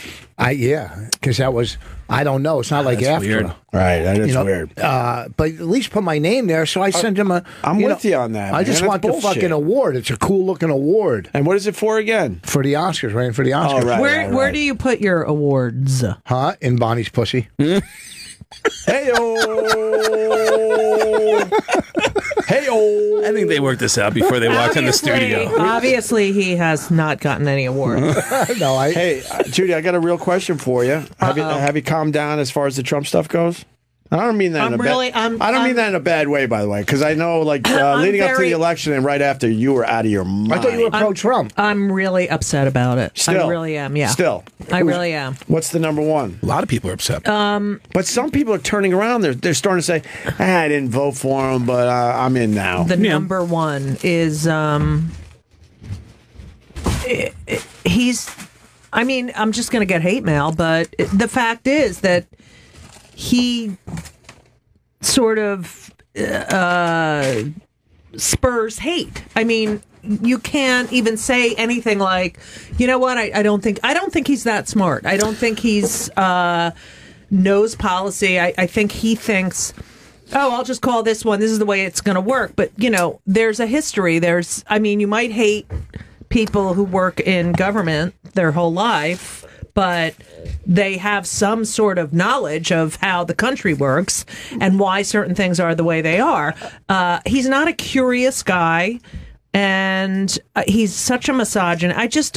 You know what? It's just really upsetting. I think he's going into this going, I'll just hire the best people and I'll just sit back But and they're not watch. the best people. Oh, Like well, Rick Perry doesn't even know what the energy. How he unbelievable is that he clip? Forgot. That's pretty He wild. forgot Did- that. He did said you he's see going to this yet? eliminate. He's at one of his debates. He said Steve he's Perry going from Aerosmith? No, shut Rick up. Perry, this is a real shit. Oh, I During didn't the hear it. Go debate, ahead. he During the debate, he couldn't he- remember, and that's He what said he's he's going to be going to running now. eliminate 3 departments. One of them was the Department of Energy, but he couldn't remember that one during the debate. And So I just the have one to he wants correct. and that's what he's going to be the And head one of the 3 he wants to eliminate, that's what he's going to be now running. Here's the clip. It's just amazing. have to correct. People are yelling out Journey at their speakers. Rich meant Journey. But What go did I ahead. say? Aerosmith? Aerosmith, Oh, yeah. yeah. Oh, here's Rick Perry from the debate. Which scientists have you found most credible on this subject? Well, I do agree that the science is not settled on this. The idea that we would put Americans' economy at jeopardy based on scientific theory that's not settled yet. Oh yeah, that's a different clip. Yeah, it's not the one. I That's the do one where have he to forgot. say that climate change is one of the things that really It's a hoax, right? is concerning me. It's horrible. I mean, I was in Alaska 5 years apart, and it's unbelievable You how saw the much change? yes, it's unbelievable. I have a house on the Cape. They've had to lift all the houses up. Right. It's really a horrible. It's starting to it's happen. not fair to our children. It is. Just stop it. Well, there's science. It's happening. Well, there's a lot of deniers out there. Yeah, that I don't know. believe There were in Holocaust deniers deniers, whatsoever. too. Yeah, the deny. That's Trump's one of them. He doesn't believe in Right. this. It's and ridiculous. he's putting people in place that also feel the same way he does. Right. So He's that's- putting our kids' lives in jeopardy. I'm sorry, but it's. What do you mean they're lifting your houses in the Cape? Like you got to pay to have them put. they have to lift them up because the water is coming. Yeah. I can't even tell you. One of the parking lots is like completely destroyed. They have to redo. But isn't ocean water? Are you talking about? But isn't Cape like a lot of gay? Maybe that's just God trying to. You know what I'm saying? I don't know. I don't because I'm There's neutral. one part of the Cape that's gay. Provincetown. Right, Provincetown. Yeah. And that's where my house is, Yeah. but it's happening all over the Cape. Oh, and okay. why don't you go fuck yourself? Okay? Way to go, Judy. Why don't you just take a big dick and... Oh, wait. Did you show... Is it Craig, right? Craig, yeah. Did you show Craig your dick picture that you show everyone? No, by accident. I showed it to you by accident. By accident, right. Sorry. You showed Judy your dick? He hasn't seen one in a while. Isn't it beautiful? No, I didn't say that. Really? Yeah, I got gayer while looking at that photo. How did that come about where he's showing you his He's dick like, pic? oh, let me show you a picture of and then he's like, oh shit, it's just see, he's so predictable. And Just it's like only the choking on the chip. No, that was an accident. No, I did. Which was the accident? The chip or the The picture? chip was real. The picture was an Have you accident. showed Raina your dick picture? That's disgusting. You don't talk about my kids like that. My older daughter, not my 9-year-old. Look at you. All right, here you go. Judy, this guy says that, Trump is not full hate. It's Dan in Detroit. What's up, Dan? I'm not saying Trump's not got hate to him. I think that Obama's divided this country into hate. Look at the things that happened with the soldiers that were dead. He never went to any of their funerals. Well, we're going to have fucking Trayvon Martin's fucking parents in there and all that shit. There's a divide in the country that's been long before Trump. So I've heard that accusation before. How do you think Barack Obama is dividing us from, you're saying because he's not going to funerals of soldiers? No, not just soldiers, but when you're going to go after fucking thugs like Michael Brown and Trayvon Martin, I mean, these are criminals. They have criminal records, and you're going to go to their funerals. You're going to have their parents at the White House, but you're not going to honor these 4 people that got killed in Benghazi. Did Obama go to Trayvon Martin's funeral? I don't know if he went to, but he had the family. Well, you know what? Here's he didn't go to Trayvon Martin's funeral. He wasn't a fucking criminal. He was a kid that probably did a couple bad things.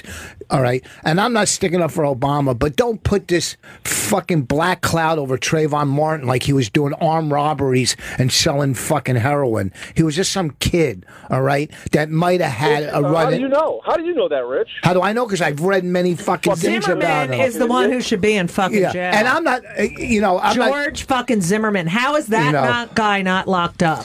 But my question... Let's talk about... No one's ever said George Zimmerman wasn't a bad guy, but...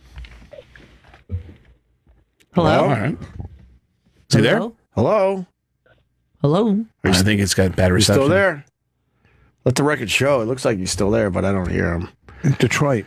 All right, call back, Dan. I certainly did not hang up on you. Let's go to Matt in Virginia. Go ahead, Matt.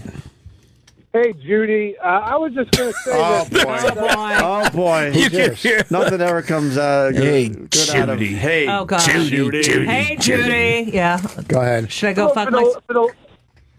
Sea level has risen 540 feet in the last 10,000 years, which equates to about a meter a year.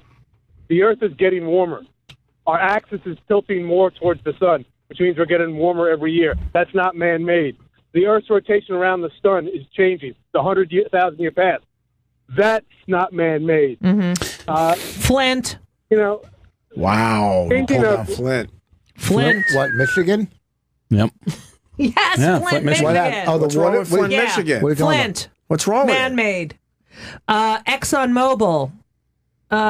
We do not treat this Mother Nature, our Earth, we do not treat it the way it should be treated. I don't know this, isn't and it is not man-made. I mean, it's not... It's not. It's real. I know that the Earth is going to change over thousands of years, but we do not treat the Earth the way it should be treated. You fucking think this fracking shit doesn't cause earthquakes? Do you really think we're going to be here in 2,000 years? I don't care. Do you think you should have to put on 500 sunscreen now? My kids. I want to drive a car. I want to be able to drive a car and heat my house with oil. You can. Tesla, baby.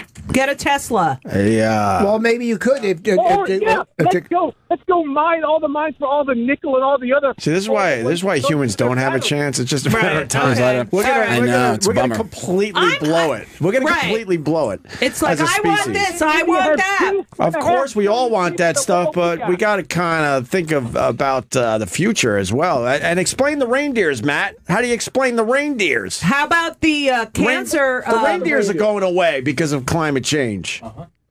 Yeah, but as everything gets warmer, big things die off. But don't most the reindeers? Don't most scientists say that the climate change is man-made? That it's progressing because and whatever was going to happen is happening much quicker than at a much quicker rate that we're at an alarming rate, and scientists. And there's all these clusters of cancer in certain areas. Reverse it. What? It's not hard to reverse. Are you a scientist? How do you reverse it? Uric acid seeding of the oceans, and you can reverse climate change in about 50 years. By doing So what? now you're admitting that there's stuff going on that humans are causing. Yeah, I didn't say humans are causing it. I said it's getting warmer. But if you do iron seeding of the ocean and uric acid seeding of the ocean, you create huge algal blooms. The algae dies. That's a huge carbon sink that brings the carbon into the ocean, and that cools the atmosphere. Why is there I guarantee this guy doesn't get laid. I have to say that, there was recently a whale in the Hudson River. These animals... In the Hudson? Yeah, they don't know where the fuck to go anymore. They don't know where to go because of the climate change. They don't know where the fuck they're going anymore. We see whales now in Provincetown, like you're just sitting on the beach. Right. And I'm not talking about the lesbians. Good night, everybody! Hey-yo! You see a lot of bears there, too, huh? You know what, Rich? Wait, whales are supposed to be up in Provincetown. Not right off the shore. From the shore, dying. Right, gasping for air.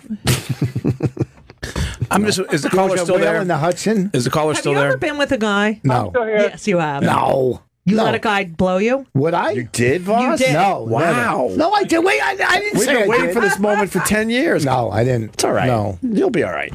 No. Matt, go ahead. Craig wants to know. I wanted to ask you, where are you getting the information that you can actually reverse it in 50 years? Where did you find that information? Google. Google iron, putting iron into the ocean, or Google, but it's in environmental and marine ecology textbooks. Yeah. So if we can reverse it, isn't that something we'd want to do to reverse that? No, you want all this shit to be done by somebody else. Okay. Yeah, a lot of people we put off everything, going, the next guy will take care of it. We don't want to deal with this stuff because it's tough and it's heavy lifting. I mean, if we in fact can reverse it, then why wouldn't we try to reverse it? Because clearly this is something that's going to hurt us. But you can reverse it here in America, but they're not. China's not going to reverse it. Japan's not going to. They're not going to reverse it. And Trump certainly isn't going to go down that road. Global warming is the best thing that could ever happen to Canada because the wheat belt goes higher. It opens the Arctic to all the shipping lanes. It would be the best thing that ever happened to Canada because it exposes the whole ocean wide and gives them a huge agricultural boom. So that's the upside of global warming. And what's the downside? It depends on where you live. There are people who will make it, and there are people who won't. Well, the downside is if you live in a poor area and the water's rising, they're not going to take care of those areas. I laugh when they have the stories about Manhattan going to be underwater. No fucking way. There's too much money in our area, so they will figure out how to. We talked about this last time. There's no fucking way they will allow it to happen in Manhattan. Do you see the unbelievable weather that we have? Like these storms in places that have never had storms. I mean, this is ridiculous. It's kind of exciting, though. That part of it's exciting. I love them. I'm a fan of Carlin when he talks about that type of stuff. You sit back and just watch out and hope for it to get even worse. Case of fleas. Oh, I thought I was the only one. Like I thought I was the devil because when I see twisters or hurricanes on TV, I'm going, this is fucking amazing. I was going to say Bonnie's somewhere listening to this going, he is the devil. You're not like a storm chaser. Of course they look cool on television. No, Carlin talks about how we all secretly hope that it gets worse. Yeah, if it's not affecting you. He had a brilliant bit about that whole thing. Yeah, that if there's an accident, it's like, where's the accident? Where's the accident? In the other side of the country. Oh. Yeah. I wanted to see the accident. He talks about fire starting in California, and he wants to see him sweep entirely across the entire country, if I got the bit correct. Matt, can we move on? We got so many other people that want to give their opinion on this. Bye-bye. Judy got us going with this Trump guy. Did you see what he did to Mitt Romney? Yeah. What he did to him? No, it's coming. Sorry, go ahead. Did he drop him? No, go. It's coming out now that he met with Mitt Romney and interviewing him and had no intention of ever doing anything with Mitt Romney. And a top aide is now saying that Trump interviewed him just to torture him. Yeah, of course. And then Mitt Romney, came out yesterday saying, yeah, he's not up for the job anymore. Well, I just think of all the times that Trump called into this show and how it was a running bit that if you told him that anybody had said anything negative about him, how he would just fucking destroy them. Like he couldn't let anything He's a get fucking past him. 2-year-old. No one's ever... Go ahead. I was just going to say we've had him on a few times, and me and Anthony were on the same page. We were laughing at the guy, not with him. Right. I have to say that every time. He would say such ridiculous things. We would just laugh at. I mean, the fact that he watches SNL, watchable. Grow up. I mean, you're worried about war. He's going to Twitter wars with fucking. I know. Alec, who gives a fuck? Broadway shows and SNL. Yeah. But it's funny. I mean, it's, when he used to be on this show and Seinfeld pulled out of some event at a Trump property because he said, I don't agree with something that he said. And Donald Trump actually said, well, let's be honest. Seinfeld's not funny. I was like, what the fuck? But he thought he was funny before he pulled out. Yeah. And if you're nice to him, Kanye West shows up at the Trump Tower today and he says, you know what? I really like Kanye. He's a good guy. I really love him, and he's a good dude. The guy is going through a psychological meltdown. He's like, how did he get clearance to meet with the president-elect? He's having a psychological meltdown, and he got to all meet that with stuff about Trump and how he would have voted for him if he had voted, and he didn't even vote. Right, Judy, I got to say, he's entertaining though. Who, Trump? Yeah, some of the I stuff, know, but some of the aren't stuff you is fucking entertaining. scared? A little I'm bit. entertained and scared. I'm scared about the, nukes, something like that. Yeah. But some of the stuff is entertaining. He set up Mitt Romney. He has basically a red carpet at the Trump Tower where these people are marching through, and he has no intention of hiring any of these fucking people. They're all going upstairs to kiss the ring. They're all meeting at the fucking at Bedminster, the golf course up by my house. It's beautiful, and he's having all the heads of, all these fucking people there. If he makes it past the Electoral College, I really believe that sometime in the next couple years, the conversation of nuclear war is going to come up from him. This whole Russian thing is unbelievable. Yeah. That they're fucking, it's just incredible. What's weird is that he's shitting on the CIA. Yeah, he's sorry. shitting on the CIA. I didn't want the Electoral College thing to go. So there's a few people that are going to cast their vote. Yeah, but they need like 57 38. Or 38, yeah. One of the members. I was close. You don't fuck with the CIA. I don't think it worked well for Kennedy. Yeah. Good point. But yeah, someone in the Electoral College put out a video. It was on... not saying they did anything. Michael Moore's Facebook page. He's got a link to a video, I believe was on his page. A member of the Electoral College was explaining what they need to do. Look how cute Craig is with his eyes. Wow. Let's take that in for a minute. Sorry. For a lesbian. All right, Judy. You really get into guys. I love guys. I love my sons. I love men. I just don't want the penis in me. Do you ever get so mad at your kids? Like I got so mad at my daughter yesterday. Do you ever get? No, never. No. Of course I do. Really? Like you want to just? Okay. Might as well ask. Have you ever been hungry? I know. Yeah. Yeah, it's a tough question. Of course, we all get pissed off at our kids. Can we go back to Judy liking my eyes? They're so That was cute. really sweet of her. What do you like about his eyes, Judy? They're sweet. Look at them, and they're There's a sweetness behind those eyes. Yeah. Sweetness. Check that out. Look, he's sitting up a little straighter in his chair. You should have heard my story yesterday. I talked about walking with a buddy of mine. I helped a guy walk, and they died on me. But get out of here.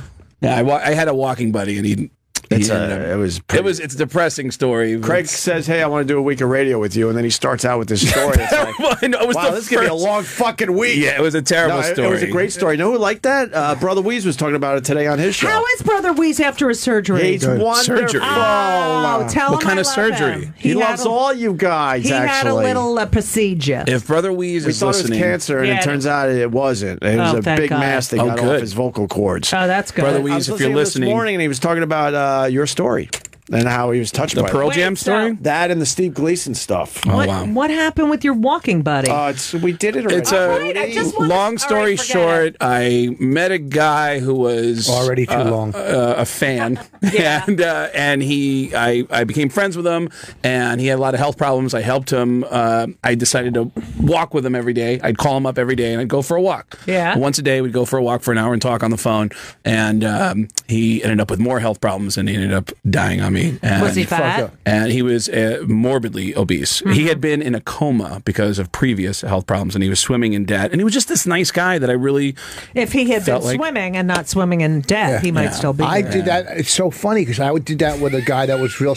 But every time I'd ask for a 7-iron, he'd give me the fucking 5-iron. I said, listen, if I'm going to walk with you, if I'm going to walk with you. love Rich. Not funny. I love Rich. None of your fucking stories have gotten laughs today. Yes, they have. No, I think Rich is a very funny guy. That's not my problem with Rich Voss. He's a very funny guy and he does very good radio, but he hates anything that has a little emotion in it. No, I'm saying I had and then to he say has to change the topic and talk about something else. Yeah, Judy, I was telling It's the called story. radio. It's called moving on. No, this is good. We though. heard it There has to be a yesterday. laugh. Rich and I and Dane Cook were in that back room behind the main room of the Comedy Store, and there was an emotional moment that happened. And right in the middle of a major emotional moment, Rich said, "It reminds me of you remember the movie I worked on, Women Aren't Funny." He started talking about this movie. That's so weird for him to bring it back to himself. Yeah. No, I was trying to plug. Listen, don't act like. that's so let's get back into your fucking political views. Let's go back to some politics.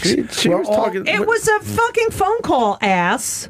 Wow. Somebody called? Yeah, the guy called, and Opie brought it up. Shut the fuck up. I'm on your side. Oh, all right. I just want to see where she's at with the Trump thing because, you know, Because she I was was really very bothered. upset. But And, you like. and there's a lot of things going on in New York The where right- you I could know. get a service, like a therapy dog, or, you know, De Blasio will pay for some. De Blasio, ugh. He'll pay for some therapy if you're still bothered by this. By over. Really? Yeah, girls Oh, go fuck women are yourself. changing the color of their hair and their hairstyles because Why? they can't handle the Trump thing. Supposedly, it's a New York Post story, but I don't. Wait, what kind of hair and Why what are they they do doing? They're getting rid of blonde. They're like, fuck. No, Trump, they're getting rid of brown. Yeah. They're getting rid of no, brown. they won't wear brown They because won't wear- that's exactly, Melania's 'cause color. that's Melania's color. And they're going darker. That's so a lot of blonde ridiculous. locks are on the ground. Yeah. Oh, I'm foreclosing on all my property. Yeah. I'm going to dye my hair orange. They should get rid of orange. Yeah. That hair. That was pretty flat. I know. Welcome to Opie Radio. It's a new generation. That hair, the fact that he has that fucking hair, that's fucking ridiculous, that hairstyle. There's a lot of. What is it? People still don't know. I think he grows it. He has it on the sides. Right. And I think he grows it so it goes all the way down to like his ass and then I don't know. But goes then in- it's Dairy- then it's sort of like stapled in or something Right, because right, Fallon right. messed with it and it didn't really Yeah, it do doesn't much. really move. Dairy So I think, Queen I does think it. he's kind of weaving it through his Yeah. scalp. Yeah. I don't know. No one can figure it out. Yeah, it's some kind of system. Hold on. We missed a great Voss joke. Voss loves when I take these calls. Let me say hi to Gary in New York. Gary, go ahead. Hey, Opie, Voss, hey, everybody.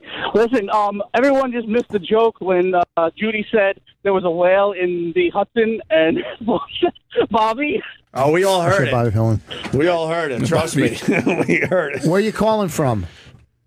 Westchester.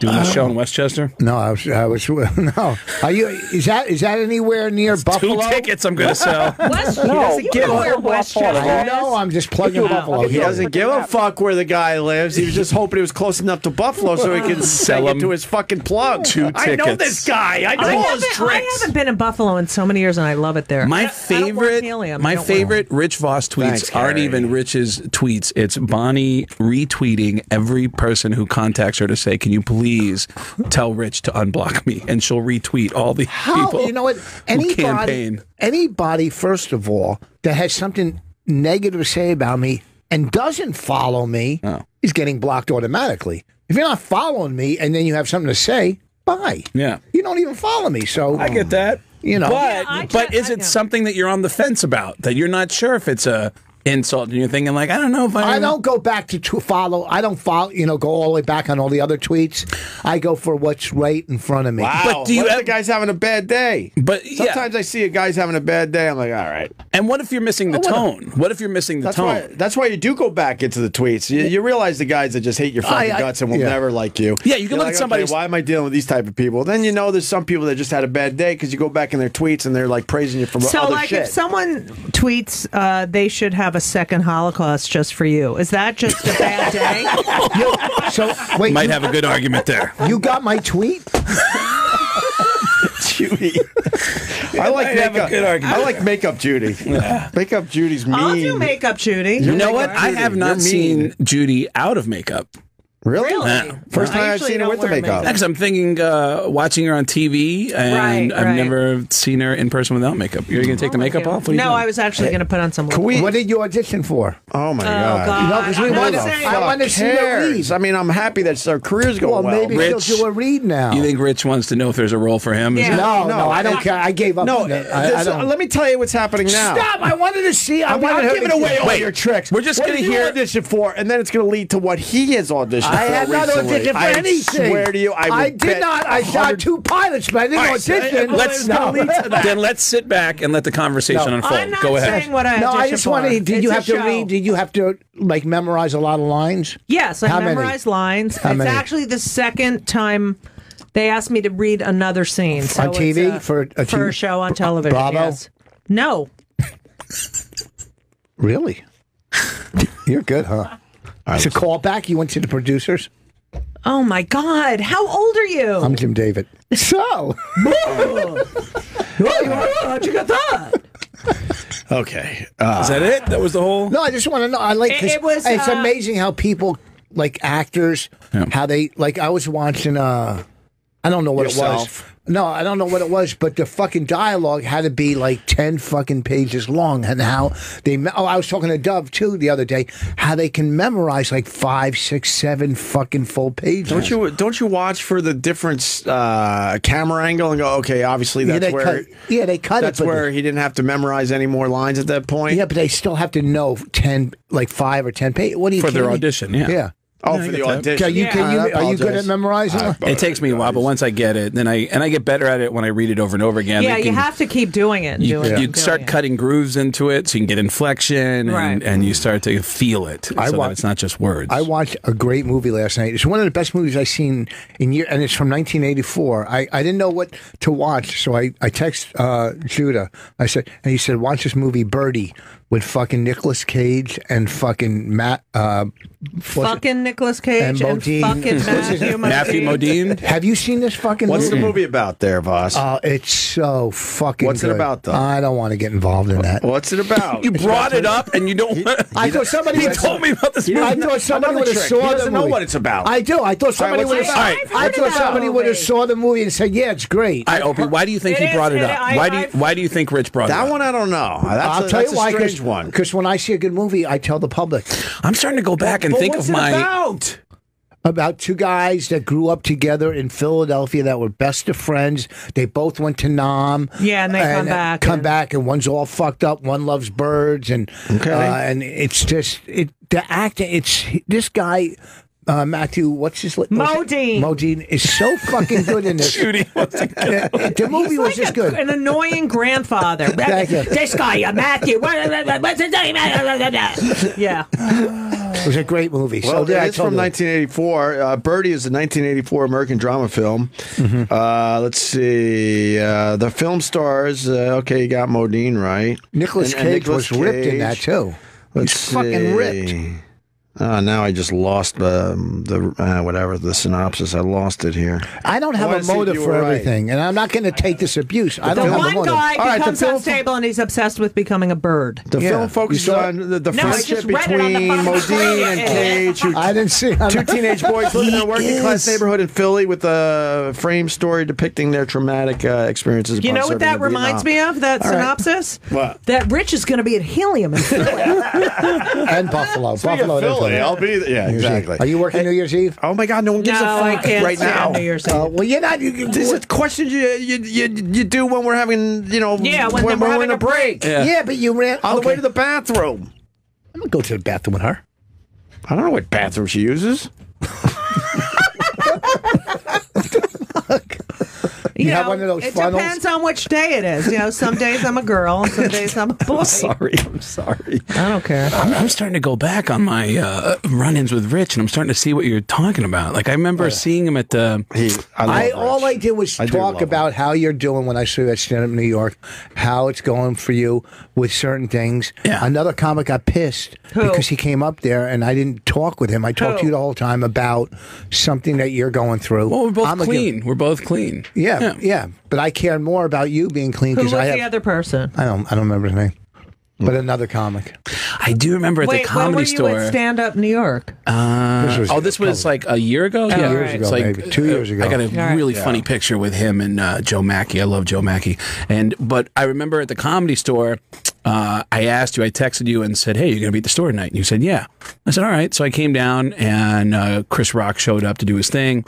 And Rich was waiting in the back. And then Chris said something when he walked out. I said, "You said that thing. Have you ever thought about this?" And he goes, "Wow, that's a good thought. I might use that."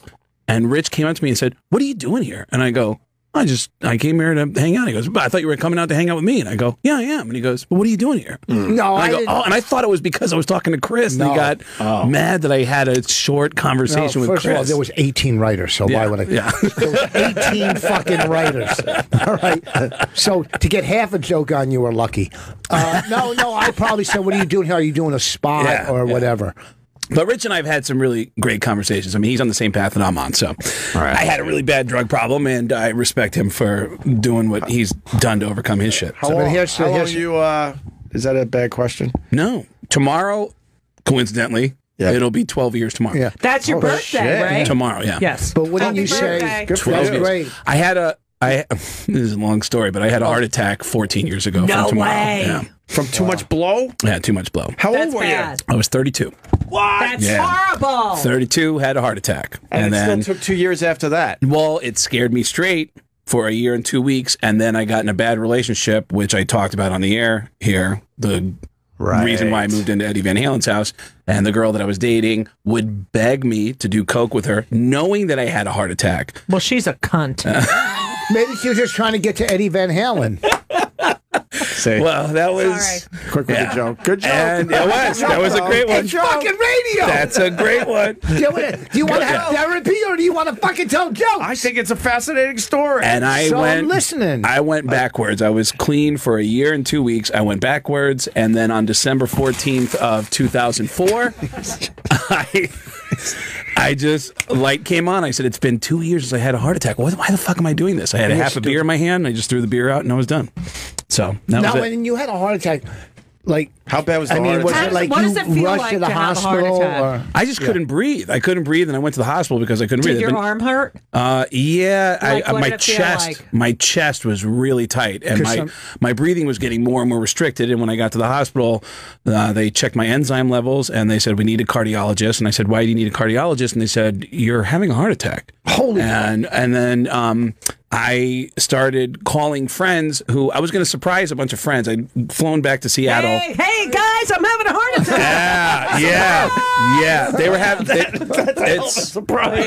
All of us in. It's a twist on the old surprise. I was living in Seattle at the time, and we'd always have a get together for all of us who couldn't afford to be with our families for Christmas. And I was going to surprise everybody. Surprise! You get on my car. Yeah. And I called. That was it. And I'm calling people and saying, I was going to surprise you tonight, but I'm in the hospital. And they're like, okay. And I said, I'm having a heart attack and I don't know what's happening, but this might be the last time I talk to you. I have a buddy of mine, Jason Stewart, a comedian from Seattle. Jason. No, not the same Jason Stewart. This is J.R. Stewart. Jason Stewart in San Francisco. This is another comedian, J.R. Stewart in Seattle. I'm holding this guy's hand and crying and calling friends and saying, this might be the last time I talk to you, and I'm sorry, but I fucked up. And you thought I was clean, but I'm not, and I'm in the hospital, and I don't know what's going to happen. Now, it's like, because you could get a major panic attack that feels like a heart attack. I have How do you know, like an anxiety attack that turns into a panic attack? Such a Jewish question. That is a great Jewish question. No, it is. How do you know the difference? Because I don't know when to hold someone's hand and make calls. I did have that happen to me once 11 years earlier, because I started doing coke when I was 14. So I remember when I was 19, 20 years old having a panic attack, but in the hospital, they are the ones telling me, you're having a heart attack, your enzyme levels should be at this level, and it's 50 times that. Who gave you coke when you were 14? Thank you, Judy, for the follow-up. Yeah, you can't let that go. 14 and you're doing coke? I was hanging out at some dealers. I used to hang out with, well, I mean, I guess I still do, but I go to concerts, hang out with bands. And you're at 14. You're in 9th grade. You're a freshman in high school. Yes, I was 9th grade when I discovered coke, and I loved it. And I loved it. And then it just kind of... Okay, can I just ask one question? Well, but when I was 14, I was in 6th grade. What do you mean no? What's the one question? Where were your parents? Well, I just hid it from them. I hid it from them, and they didn't know. And that's not a Jewish question right there. I'm sorry? Didn't you feel guilty? Yeah, I felt guilty, but I enjoyed doing coke so much that guilt... I mean, that's the big thing How do you about... pay for it? I got so many questions. People would ask me to do impressions for them, and they'd give me free Wait, you coke. were good at impressions at 14? Well, because my family was deaf. No, I understand. My family's deaf, so I'm doing impressions. I'm always able to do impressions of people. And then at 14, people are like, I'll give you, hey, come over here and do some impressions for everybody. We'll give you some coke. And I was like, all right. And I got really good at impressions. Did you do kid impressions? I would do... If you're 14, you don't have the deep voice yet, so your impressions must have been very different. Yeah, I remember doing impressions of, Cliff Clavin. I just remember, these guys over here. It was like dumb TV characters or cartoon characters. All right. And they'd give me coke. How were your grades? Oh, I still haven't finished high school. No way. Yeah, and I went to high school for a long time. I quit too. You quit high school? I didn't quit. I kept trying. I kept coming back every year and trying to get another senior year. But I got to go on 2 senior trips. And I've attended the reunions for each of my senior years that I had. Well, guess what? In Arizona. That's not a diploma, though. You don't have a diploma. No, I never got a diploma. I never. But I really loved going to school for the 7 minutes in between classes. Yes. I didn't pay attention to lunchroom. I used to go to lunchroom all 3 periods and hang out with different, I could see that. That was so much fun hanging out. I would have had the shit kicked out of me if I. How big were your parents? Let's just step back and let them just beat the shit out of each other. Holy, they were BFGs. Oh my God! I don't know the kid movies. I had a question. What are BFGs? It's BFGs. You gotta know the kid movies. There, maybe a parent or two laughed at that. Opie, Who Judy, knows? you were never you never got into any drugs at. No, man, I had very strict parents, and at 14, I was scared to just even take a drag of a cigarette because if I had nicotine on my breath, I would have probably got the shit kicked out of me. I mean, I started smoking pot at 16. And was it something you were like, this is awesome? Yeah. Did you feel like this is awesome right away? The only reason I started smoking pot is I found out. I mean, I started smoking cigarettes at 15, and then the only reason I started smoking pot was because there was a really smart kid who was also in the band who was going to like an Ivy League school, and he smoked pot. And you liked him. No, I didn't. I just thought, oh, well, he's going to an Ivy League school. Well, you said he's in the band? You don't have to be a burnout. Okay. Gotcha. Yeah. He made it look cool. No, he was a nerd who smoked pot. I was like, oh, well. She was relieved that smart people turned into a dummy because you were smoking pot. Gotcha. And I also used it in college, to self-medicate. And I do enjoy the Where'd you go to college? Where'd you go? I went to Rutgers College. Did you graduate? Yes, I did. From college? Yes, I did. This is BFG, by the way, the Disney movie. Oh. So that's what I was. For me, I smoked 2 people out there. I smoked pot so I could fit in with other kids. But the first night I did coke, I always remember having the best conversation of my life that night. I just remember thinking, if you could go back and watch that conversation, you'd be like, this is the stupidest fucking absolutely. conversation. Yeah. I mean, there were times over the years where I'd be standing over a toilet with a guy from the Mexican mafia who would have a hunting knife up to my nose. And I was snorting coke off of this hunting knife, you know, like crazy. Like, oh man, that's great. You're fucking, so you have kids, man. How old are they? Oh my God. I would, you know, can we do some more bumps? And I just, you know, everything goes out the window. Did you ever do coke? Oh yeah. Yeah, I did it. And did you love it? I did for a while. Did you love it? Yeah. Then I had a bad night. I was done. Stayed up all night. I was so freaked out. I thought I was going to die. And heart palpitations, like all of that. All that. And yeah, I did the old school. I feel like there's more to the story. I feel like you're kind of glazing over. What do you mean? Well, you said it's like, yeah, it's all that.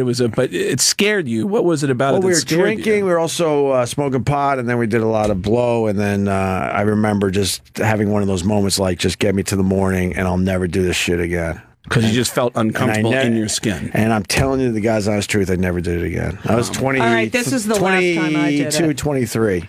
I was about the same age, and I did coke. I had an internship, I think, at. No, I must have lived in New York already. I don't know. And someone said, "Oh, I went to the bathroom." And they're like, "Oh, do you want?" Fuck.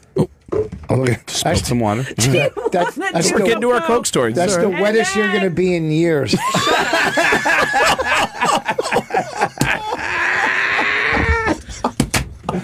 Oh God! Eric's bothered. We got to take a break. No, Eric, wait, I have to finish my story. So that's 3 points, man. He came from deep for that one. That Voss is hilarious. I don't question that part of his personality. So it's the rest of it that I fucking hate. All I want to do is finish this fucking story. I'm with you. I'm with you. I'm sorry. And then I went to do laps at the pool. Jesus. And then I was like, oh my God, I'm never doing this. And I was like, my heart was like beating on it. I was like, what the fuck? I was like, oh, I'll go exercise. I don't miss it at all. Never thought twice after that night. I would, you know what? It's for me. I had to be like honest with myself. I would get to the point. There's so many dates that I went on with so many beautiful women that I would stop right in the middle of the date and go, you know what? Like I'd always take them to a comedy club because I knew I'd get free drinks at the comedy club. So there was this comedy club in Seattle that I worked at, the Comedy Underground, and get some drinks, start talking, get to know who this girl is, and then that guy would show up. There's that one guy that would show up at the comedy club, that dealer that I remember Joey Diaz was one of the comics I started with. Joey Diaz, Josh Wolf, and I remember Joey would say, every time I see that guy's my fucking heart. I'm doing Bobby Slayton now. I don't know what I'm doing that, but he'd say my fucking heart stops every time that guy shows up, and I would just every time I'd see that dealer, I'd go, hey, I'm going to be right back. Hang on one second. And I'd go talk to the guy. And then I'd come back. And I can't, this is really embarrassing, but I can't tell you how many times I would come back and go, hey, you know what? I just realized something. I have to get up early tomorrow. And I don't even know why I'm out this late. I got to walk you to your car. Do you want to finish your drink? We're going to have to reschedule and just get together in a couple days. So just here, finish it. Finish your drink. Let's go ahead, just pound it, and we'll, come on, I'll walk you to your car. And I would just tell really beautiful women, I got to go, and I'll see you later. And I'd walk them to the car and then go back to the bar. And every once in a while, the girl would come back just to see if I was still there. And that was really humiliating because I'd be at the bar jacked up at that point and looking over and going, oh, geez, I wouldn't even make eye contact. It's really shameful. But she was coming back to see if you were with another girl. Maybe. Blowing her off. Maybe. And it's kind of embarrassing that I'm not even hanging out with anybody. I'm just hanging out to get fucked up. We really got to take a break. What a horrible story. I'd say we hug Rich Voss just in case shit gets weird. Later we'll do that. Let's just get some plugs out of the way. Oh my God! You want to? No, Helium, New Year's Eve that whole weekend, and in Philly the week after. I'm going to do it this time. Oh, you going to give him a hug? Look, he wants to give you a hug. I don't want to touch him. Why? He likes you. No, try to hug him. Watch what happens. What happens? Just give him a hug. You know what? I tried to hug him when I first walked in. He hates. He laughed about it. Hates human contact. I thought, let Judy hug you. I thought what's his name was coming back. Who? That was in. The Cuban. Is he still around? I don't know. We'll figure it out. I think he's still in the office. All right, so you got your plug-in. Judy Gold's at Caroline's. The 22nd through the 24th. All right, Chinese people and Jews, go. I'll be in Seattle, not doing Coke anymore. In Kirkland, all my old Coke buddies will come out January 20th at the Kirkland Performance Center. And Houston, Super Bowl weekend in Houston at the Comedy Showcase, Joke Joint Comedy Showcase. All the info's at getgas.com, 2 S's. Wait, I'm on January 14th in the Raz Room in Philly. Perfect. And I got really fast. Did the doctors say that the heart attack was definitely from the drugs, or was Oh, yeah. Yeah, there's no question it was from the drugs. Nuts. And that's my tomorrow. Have you done permanent damage to the... I wanted to ask that. I just There's another part of that story. That's why I'm here. Is there really for after the break? If you want. If you want. It's yeah. All right, we'll, after the break. Got a full room now. Craig Gass here for the week. Judy Gold, Rich Voss, and the Mad Cuban has stopped in to say hi once again today. Yes. What's going on, Cuban? Nothing. Just talking to Phil Rosenthal, the guy that invented. Wait, where is he? He's in the green room. I don't know who is this guy. I want to go say hi. He did Everyone Loves Raymond. No, he created Everyone Loves Raymond. Yeah. I'm really good friends with them. I stay at their house every time I'm in LA. Really Where nice is guy. he? He's in the green room. You want to go? Where's the fucking green room? Bring him in. You want to go see him? Yeah, where is he? All right, Paul will bring you. I never go to the fucking green. There he is. There he is. All right, go say hi to him, Judy Gold. Fucking dude's awesome. Yeah. Yeah. What did he? And what does he got? A show on the Food Network? No, he has his own. He has his own PBS? show on. Now it's on Netflix. Plus, he had that documentary about selling Everybody Loves Raymond over to Russia. This is Opie. Yeah. Hey, what's up, buddy? What's going on, man? Nice to meet you. You're in here too. Yes. Are you on the air? How come? Yes. How was your dinner last night without me with the McGowans? Well, I got some food. Did you hear about Ben's game? I hear your son is amazing. Okay, 30 points. Surprisingly tall. 30 points. We didn't talk about anything about this. We didn't talk about it. Oh, really? No. We talked about food. Lily is so cute. You like her? We don't know anything about Lily. All right. I've had enough already. I don't blame you. That's his daughter, I think Lily. you just read my mind. Teenage girls. I got. How many you got? Well, no, I got three daughters. One's 26, all day. one's 24, and one's 9.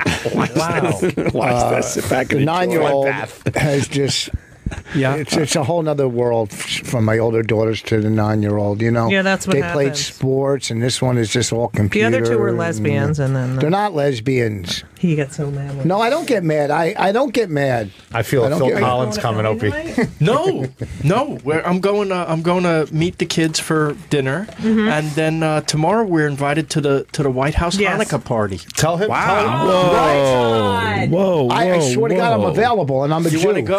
I'm a Jew. It's the last time unrelated Jews will be allowed in the White House. I got to meet Michelle Obama because of Phil. Oh, Get out of here. You did? Yes. Yeah, I got a picture with her. You met Michelle Obama. Yeah, they had a fundraiser at Phil's house, and she was there, and she was so nice. Phil, you have the president doing events at your house? Yeah. He didn't. The wife. The wife did. Mrs. Obama. And you've met the president. I've met several There's times. pictures Yeah. of him and the Obamas all over the house. Wait, how do you prepare? I got a question. How do you prepare your house for Michelle Obama? Oh, my God. Can I tell you? They come. The Secret Service comes. They tell you we're blacking out these windows. We're doing. Yeah. What else do they do? And are you putting things away? They're like, I don't know. Hide the vibrators. What do you mean, my Confederate flags and things like that? Yeah, all put those away. No, they nothing. Everything's fine. They I don't think they eat. Like I was like, I want to make her something. You know, I'm going to have this pizza here and stuff that they're not going to eat. They don't. They eat what they bring. Yeah. Yeah, because they don't want. They don't know what you put in the But it's your ingredients. house. Don't you feel Oh, my insulted? God, They're there not was eating your They food. cleared out furniture. They put up this velvet. over the windows. Yeah, and then you take pictures there. They had the rope line and everything. All right, explain the And face. remember A rope that- set up flags. A rope line inside Remember the the house. night before we took fake pictures? I Yes, think I that have was them. Explain the food though. Like you Yes. guys are all eating the food that's prepared Right. in the house, and then what? They just bring in everything. I didn't see her eat. Did you? No. Wait, you were there when Michelle was there? She happened Yes. to be staying with us that weekend. And she was there Yes. for the event. Judy, are you timing that on purpose so you could be there No, I when had Michelle? no idea. It sounds I was fishy. doing some episode of something. See, Obama was supposed to do my podcast, but we blew him off, so he did Marin's. And because I said, look, you know what? Because it's just me and Bonnie. We don't like to have guests. And we could. What's that? Do you do this show all the time, Judy? Yeah, I do. But Rich isn't Judy, always I here. hear Judy has her own show. Judy's my own terrific. podcast. Thank you. She knows how to do this. Yeah. Yes. So you got a food show. It's called I'll Have What Phil's Having. Awesome it's on show. Netflix. Is it? It's amazing. Thank you. I haven't seen And it you yet. you should eat dinner after you watch the show. Why? Because you'll want to eat everything. Fucking hungry. Don't say that. Oh, you get so hungry. She has a potty mouth. I know. We're trying to work on This that. is what I like about her. We're trying to work on that. And this is Christian But radio. this is a very big show. Yes. The Opie show. I mean, I'm in wow. I'm in Phil, my God. I walked over from Now your I little love thing you. to Yeah. now Oh, my I'm in God, the middle Phil. of I was like the guy in the food court selling dream catchers Yeah. next to this. Well, this is a room full of delusion. It's nice. Holy fuck! I'm sorry, we're not talking about you. No, who's passing out the Kool-Aid? This is fucking done. This is, please. You're paying, next time, Phil. I was just Rich. taking across the hall. Isn't he the worst? Because we weren't talking about him. I love it. No, I'm not. I made a joke about you. Lashes out.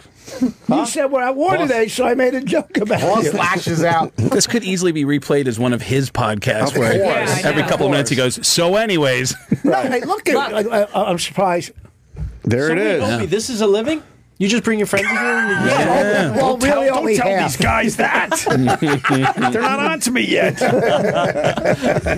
It's embarrassing I get paid for this. It's amazing. But So when I just finished with him, and he goes, "Oh, I'm going to go over to do the other thing." Yeah. So this is life at Sirius? You just walk in Yeah, you wander in and out of studios. Opie's really generous. I mean, he really puts talentless people on the air. It's really nice, but what's really God bless interesting them. that I think the folks at home don't know is that everyone's naked. It's funny, out in the hallway, you'll see like a monk. You'll see someone from the New York Giants, and you'll see like Henry Winkler, like all kind of walking down the Just hallways. wandering the hallway. Yeah, All just naked. all kinds of interesting stuff going on in the hallways. I love the vibe here. I've been doing radio for over 20 years, and the vibe here is so cool. It's so different from terrestrial radio. But yes, you see a lot of weird So characters nice. floating I around. love the whole world. I think it's fantastic. Yeah. They let me DJ E Street Radio twice. That E was Street? E Street. E Street Radio. Are you a big Springsteen fan, Yeah. Phil? I am. What's your favorite song by Springsteen? I think it's 10th Avenue Freeze Out. Do you know Bruce? I've met him a few times. Met him a few times. Is that how you got to do the gig, or was there somebody at the station that got you the opportunity to host? Spencer, who does all talent relations here, he's a big Springsteen fan. We met, and I think I was doing PR for something else. And when I told him how much I loved E Street and how much I loved Springsteen, he said, "You should DJ," and I did it. And after doing everything you've done, are you still nervous about doing E Street Radio when you go in? Yes, because I care about that. Right. I get that. Right? I totally get that. You don't want to blow it for Bruce. Yeah, I get His that. audiobook, by the way, I'm telling everybody. Is amazing. It's absolutely, you like audiobooks anyway. Yeah. Bruce Even if you don't care about Springsteen. No, I love Springsteen. Bruce Springsteen is going New around Jersey. and meeting every single person in this country. Yes. Like he's going to cities and doing meet and greets in every city. Yes, right. And on my Facebook feed, every couple of days, I see a group of friends, all individual pictures of like, "Hey, just hung out with Bruce Springsteen." He is really selling this thing. Didn't you do Southside Johnny Radio? Southside Johnny? No, I never done Southside Johnny. You know, Radio. I was with Phil. Opie. I was I'm with listening, Phil Judy. when Trump won. Oh, really? Roland has a picture with Bruce Springsteen. Oh, you finally got your picture. Yeah. Congratulations. He's been Let me see. trying to get that picture forever. Oh, isn't that nice? Wait, Roland is the biggest Springsteen fan. I told him I loved him. Roland, we didn't talk about this. I know, but we talked food. I know. Phil, Roland, tell Phil how many shows you've been to. About 200. Oh my God, that's way more than me. What a fucking 200. And he's online. Bruce is like, could you tell that guy enough already? Yeah, right. But he's so weird. the audiobook. I really recommend it. It's really Is good. it about his life? He's a great writer. Yeah. Is it Well, about of his course. life? Yes, look at his songs, right? And he does the audio. He does. It's like he's talking to you for 18 hours. All right, I'm going to do I told it a when story. I drive to Provincetown. Go ahead, Rich. Provincetown. Rich has something to say. Go ahead, Rich. Springsteen. I can't tell the Springsteen story. Go ahead. I've told this on the air many times. When we were like 22, we're sitting on my It's friend's about porch. him. It's about him. It's about Springsteen, you All right. fucking cunt. Okay. So listen to me. Listen for the twist. Go ahead. I usually, Go ahead, Rich. I can only hear that in my house. No, I'm tired of it. Yeah. But we had nothing to tired of do. this, he We had says. nothing to do. And my friend goes, some band's playing behind Time Kane to look at our College. phones. Yeah. Free beer and hot dogs. And it Let was me check my Springsteen. text. 70 people. You could walk up to the Oh, I stage. wonder if I have any more It followers. was like probably in 73 or something. Oh, God, I It haven't was looked great. at I think your Facebook friend, you know my all day. wife. Bonnie Well, McFarlane. Rich is unfazed. I love your special. He's unfazed by all the conversations Now going all on. hell is broken loose. Yes. There's 5 conversations. Okay, go ahead. Opie, All right. aren't you supposed to ring I it in? gave bring up. it in a I little? gave up. I don't know, an hour ago. Great. Tell the story about when gave you were up. on the boat doing that show and you met Springsteen. You fucking boat act. Go fuck yourself. That's the greatest insult I've ever heard. He's trying to have a, he's trying to have a take moment. With, Dramamine every time he's you trying to talk. have a moment with Phil in case he develops I'm another enjoying TV the moment. show. I'm enjoying the moment. I just love it. He's just I don't oblivious talk to boat acts. to all the other. To all the Using other. that from now on. Yeah, boat act. So Judy, Yeah. you were with Phil when Trump won this whole thing. You guys Oh, must- and boy, did we celebrate. We danced around. We danced the whole run. Oh, we were so excited. Yeah. I was so depressed. Phil, what do you think? It's a whole new world. It's a whole new Are you scared? Does anyone know an elector or two? Yeah, right. Are you scared? Who isn't? I'm not scared, but I came No? from Cuba. There's fucking, This is nothing. It's funny, you know, I screened a movie. I have movie nights at my house. Oh, You've my God. been there. Yes. And just for fun, there was nothing new that week coming out. I usually like to have a new movie, but I Right. thought, here's a classic. For some reason, I want to see this movie. It's called The Manchurian Candidate. Yes. Okay? Who knew that it was true? It's true. It's true. It's The Manchurian Candidate is about the Russians planting a secret agent as president. That's what that movie's about, 1962. Here we are. Here we are. You think they really fucked with the election, huh? Who doesn't?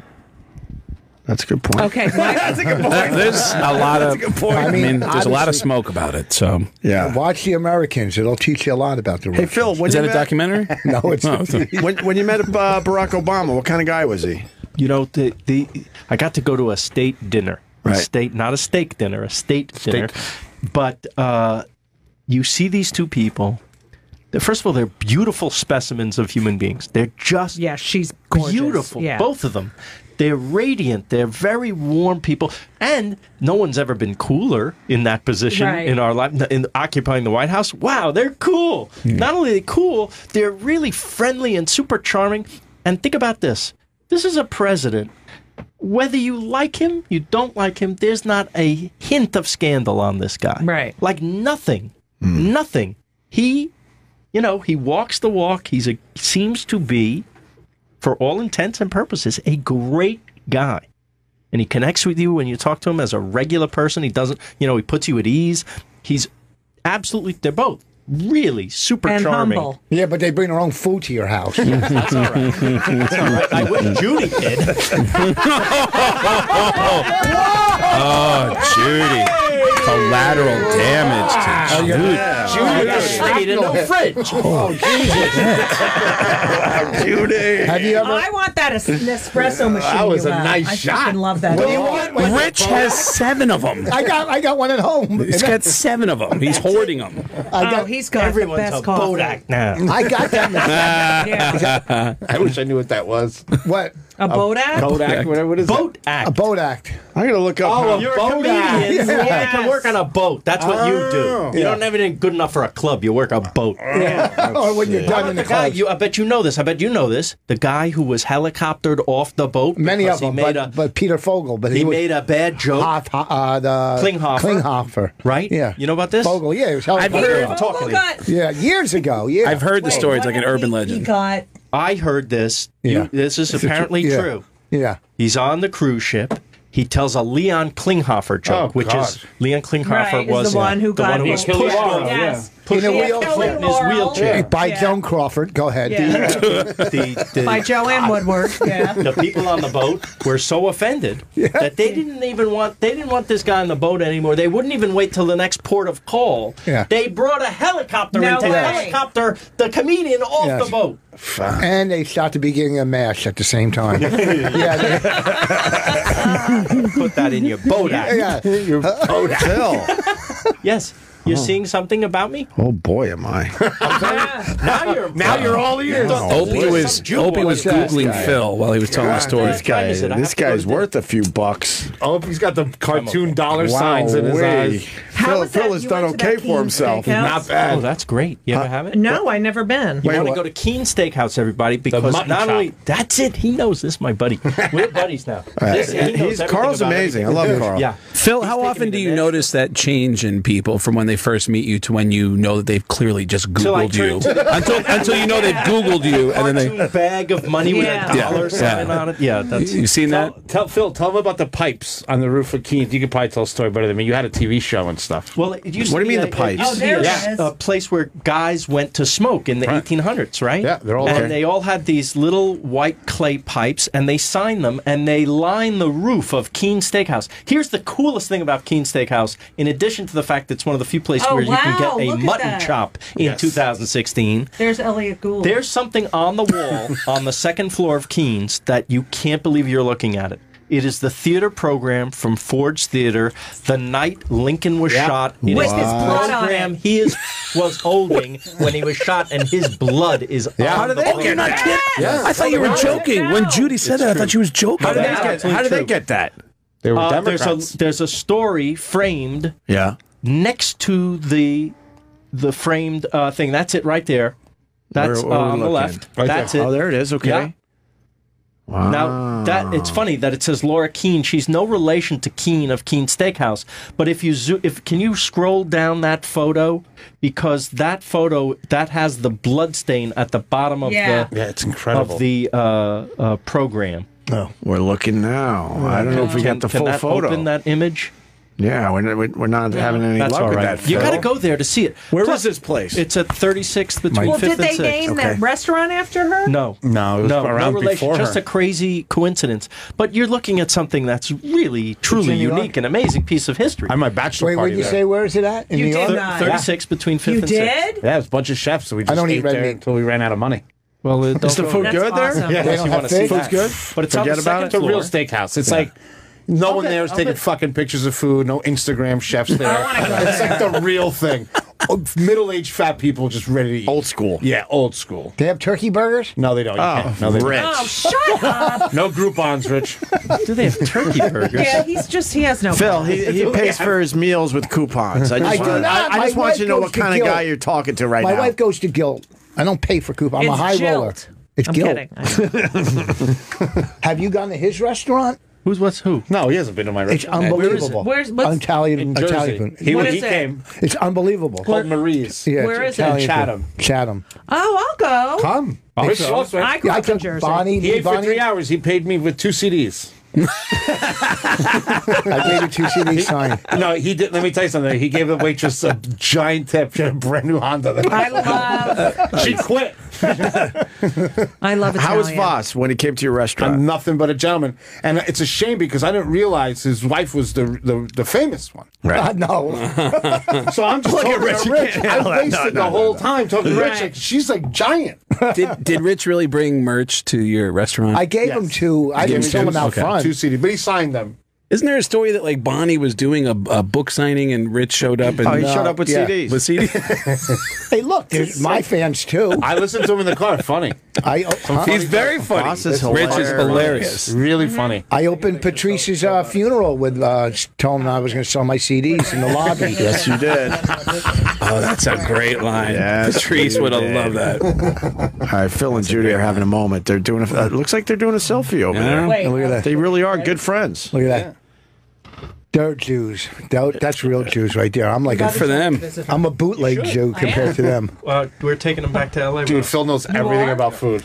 So, Phil, how are you going to stop Trump from getting into office? What do you think is going to have to You got happen? to talk to an elector. Yeah? You got to move. You got to move to. No, it's my country too. No, I mean I'm staying. a move to get him. No. to not, You mean do I have a strategy? Yeah, no, I got strategy. nothing. It's the Phil. electors. I got nothing. I'm just a citizen like you. I should tell the people that Phil created Everybody Loves Raymond, right? You should tell them that. Yeah. Then maybe So now they'll have a little respect. Is that a true story about Scorsese when he hired Ramon Ray That's true. He did, Scorsese was casting the show Vinyl. Vinyl. and here comes Ray Romano, and his casting director says Ray Romano would be great for this, and he says, "Who's that?" Really? Never saw, never heard Come of. on. Everybody loves her. That's true. That's amazing. That's all right. I'm not going to see his new movie, so there. I liked Vinyl. Yeah, I kind of enjoyed it. Yeah, I thought Ray was the best part. Honestly, Ray I'm was not just great saying in it. that. I thought he was absolutely great. Well, Dice He's a was great amazing actor. in it. He was, but he got hit in the head. That was stupid to kill him off so early. Because they only gave Vinyl one season. Yes. Yeah, how They come it bailed only on got one season? I thought it was good, man. I only Got saw yanked. 3 episodes. I didn't. Bonnie bailed, and I'm going to go back. But Ray to is now going to do the TV version of Get Shorty. No kidding. Yeah. Oh, that's good. Yeah. He needs to get more work. Doesn't Ray have the other show that he's doing? It's like more of the dramatic series, or is that still on? A Certain Age. A Certain Age? Yeah. that's over. That lasted a season or two, and that was fantastic. I think. Yeah. Him and Mike Royce made that Yeah, I show. love Mike and Royce. A couple of the Raymond writers worked on that. God, all Look at those his beard. guys. Look at his beard now. Look, he looks like he's 32. You love Ray Romano. Good for you. Why Phil. wouldn't I? Everybody loves Ray. Good for you. Kind of comes with a big paycheck. He used to say, You didn't even let me finish. No, It's tough in here. he used to say for my birthday, he goes, "What will you get the guy who has everything because of you?" He looks like that. Who's that comic that was like very Mitch Hedbergish? Mitch Hedberg? No, but the guy who did Dimitri Martin. Dimitri Martin. Yeah, he looks like Dimitri Martin.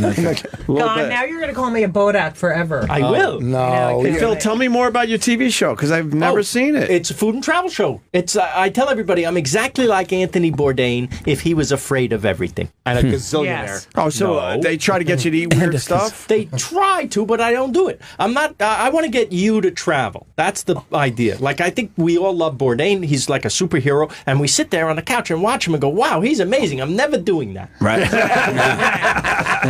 So I figure people look at a putz like me and they go, "If he can go outside, maybe I can too." Right. So that's the point of the show. Okay. And hopefully, the food that you're seeing and maybe there's a little humor in there gets you to motivated to travel because I think the world actually would be better if we all experienced a little bit of someone else's. Are you a guy that didn't really like leaving your surroundings? I never did. I just couldn't. But you're afford from it, and I Queens. couldn't- and we couldn't afford to go anywhere, and I wasn't. I didn't go overseas until I was in my 20s, and so when that happened, my mind was blown. I thought this is the greatest thing you can do with your money. Right. Is to save up and travel. That's what it's for. And see the world. I'd rather play golf. Phil, can you remember when it was the first time someone could Google and see how much you were worth and noticing a change in the way people approach you? Yeah, my father. Your father? Yeah.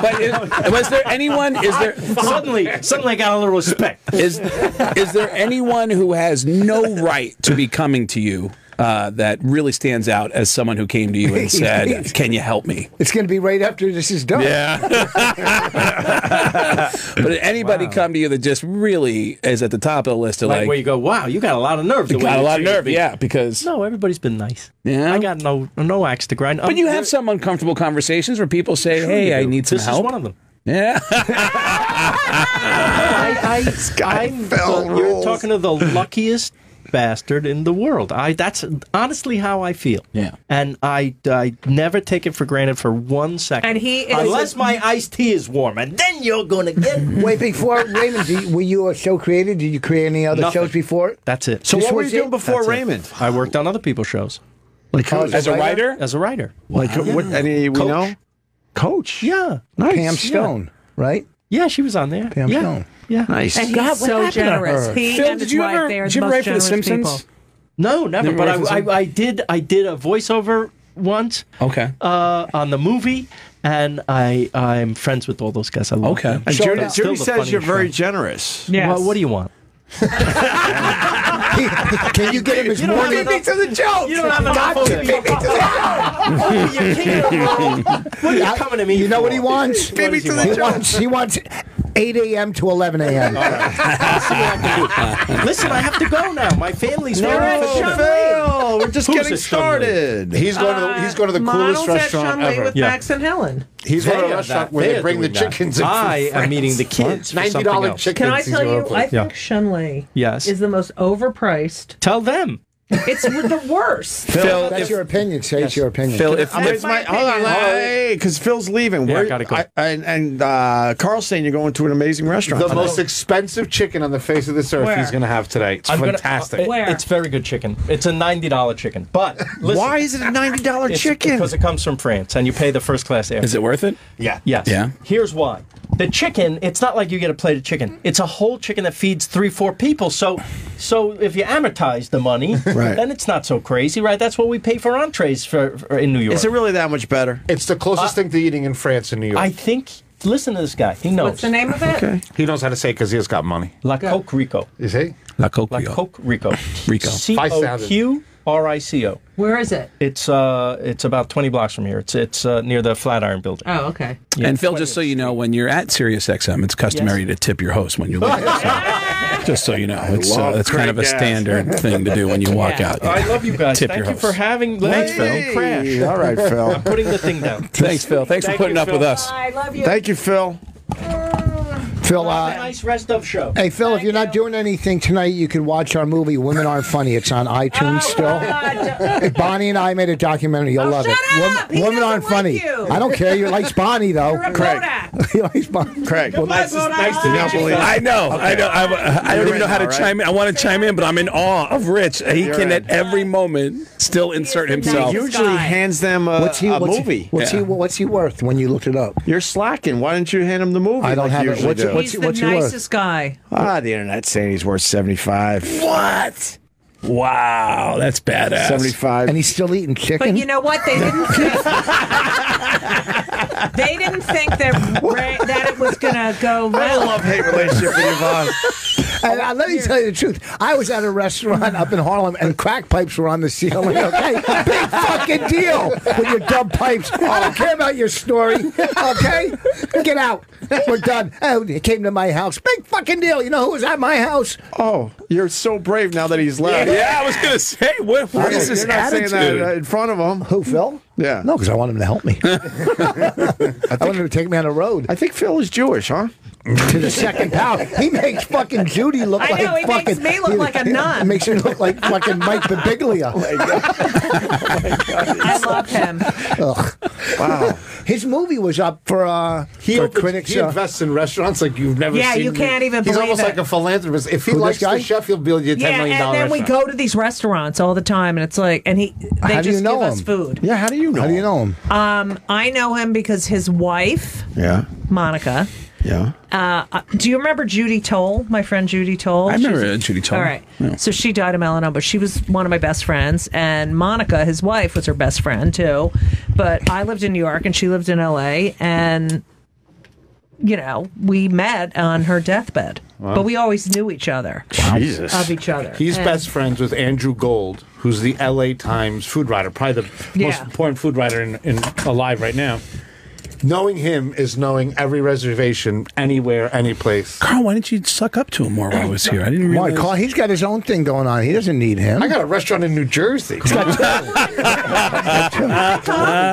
Jonathan Gold, I'm sorry. Jonathan Gold. He's got two restaurants. And you could go to his restaurant and then walk 2 stores over and go to Staples, too. Yeah. So let me tell you something. And get your directly and your taxes and so go fuck yourself with your dumb fucking pipes on the ceiling. Little pipes on the ceiling. He's a fascinating guy. I know. Oh, he's I know. great. Very impressive. I like how he talks. And it's just like, as chefs, we're like, oh man, you know one of his restaurants because you can't compete against them because they're not looking to make money. So it's just like the battleship, man. Like they just do whatever they want. Oh my God! I got a text from a woman, Yeah. Gwen, who said that I make her wish she was a lesbian because my voice is sexy. I have the most unsexy voice. Oh, No argument So there. nasal. Shut the fuck up. Jesus Christ. It's like talking to NyQuil. Shut up. Oh my God. What the hell? Like, God. From now on, There's one person in this room I hate. Who do you think it is? yourself. Self-hating Jew. Okay. And now you have something in common with your audiences. What the fuck? Lost a lightsaber. Rich Voss. From now on, when I come in, I want to know the guests beforehand. Sure. Okay. I'll take care of that for I'll you. come in anytime with him and half the time with him. Thank you, Rich. Thank And that's you. because he fed you. Yes. Yeah. No, but he's Beautiful You know what the thing family, is? Voss has. How is the restaurant? Is it nice? It's so good. The food was so good. It looked like a barber shop. The place, Gay like barber shop. you know, It's small. It's only 9 tables. And then when I went in there, the guy sitting there. Remember his friend, the stockbroker, The real rich guy? Yeah, was there with like 3. He lives in a Bruce Wayne house, you told me. Bro, it looks, if you take a picture in front of his house, Yeah. you can tell people you graduated from there. Like it's a fucking college. It's Wow. disgusting. That's how he lives? His friend. His house is. He's got is an it? app on his phone that changes the pool colors and the waterfall Oh rate my and everything. What? How many rooms? All of them. No, I mean, how many rooms does he have, if you had to guess? 20? 30? Jesus Christ! In the main Phil's house is nice. What's that? Yeah. If Michelle And the guest Obama's house there, is your nice. house is nice. You get to stay in the guest house? Well, they had a fire, Wait, so I but can't stay. He's got a place in Manhattan. You're talking about? No, he doesn't. No, I'm talking about L.A. Judy, is it the nicest house you've ever been to? Is it the most expensive, nicest? It's so warm too. Is it the nicest? He's Were you scared one of drop? them, yes. Were you scared of One dropping of the them. tray on Michelle when you? Nothing. Oh. That's so funny. Like I was. Oh, Nothing. like I'm in work Yes. for the caterer. Yes. Oh my god.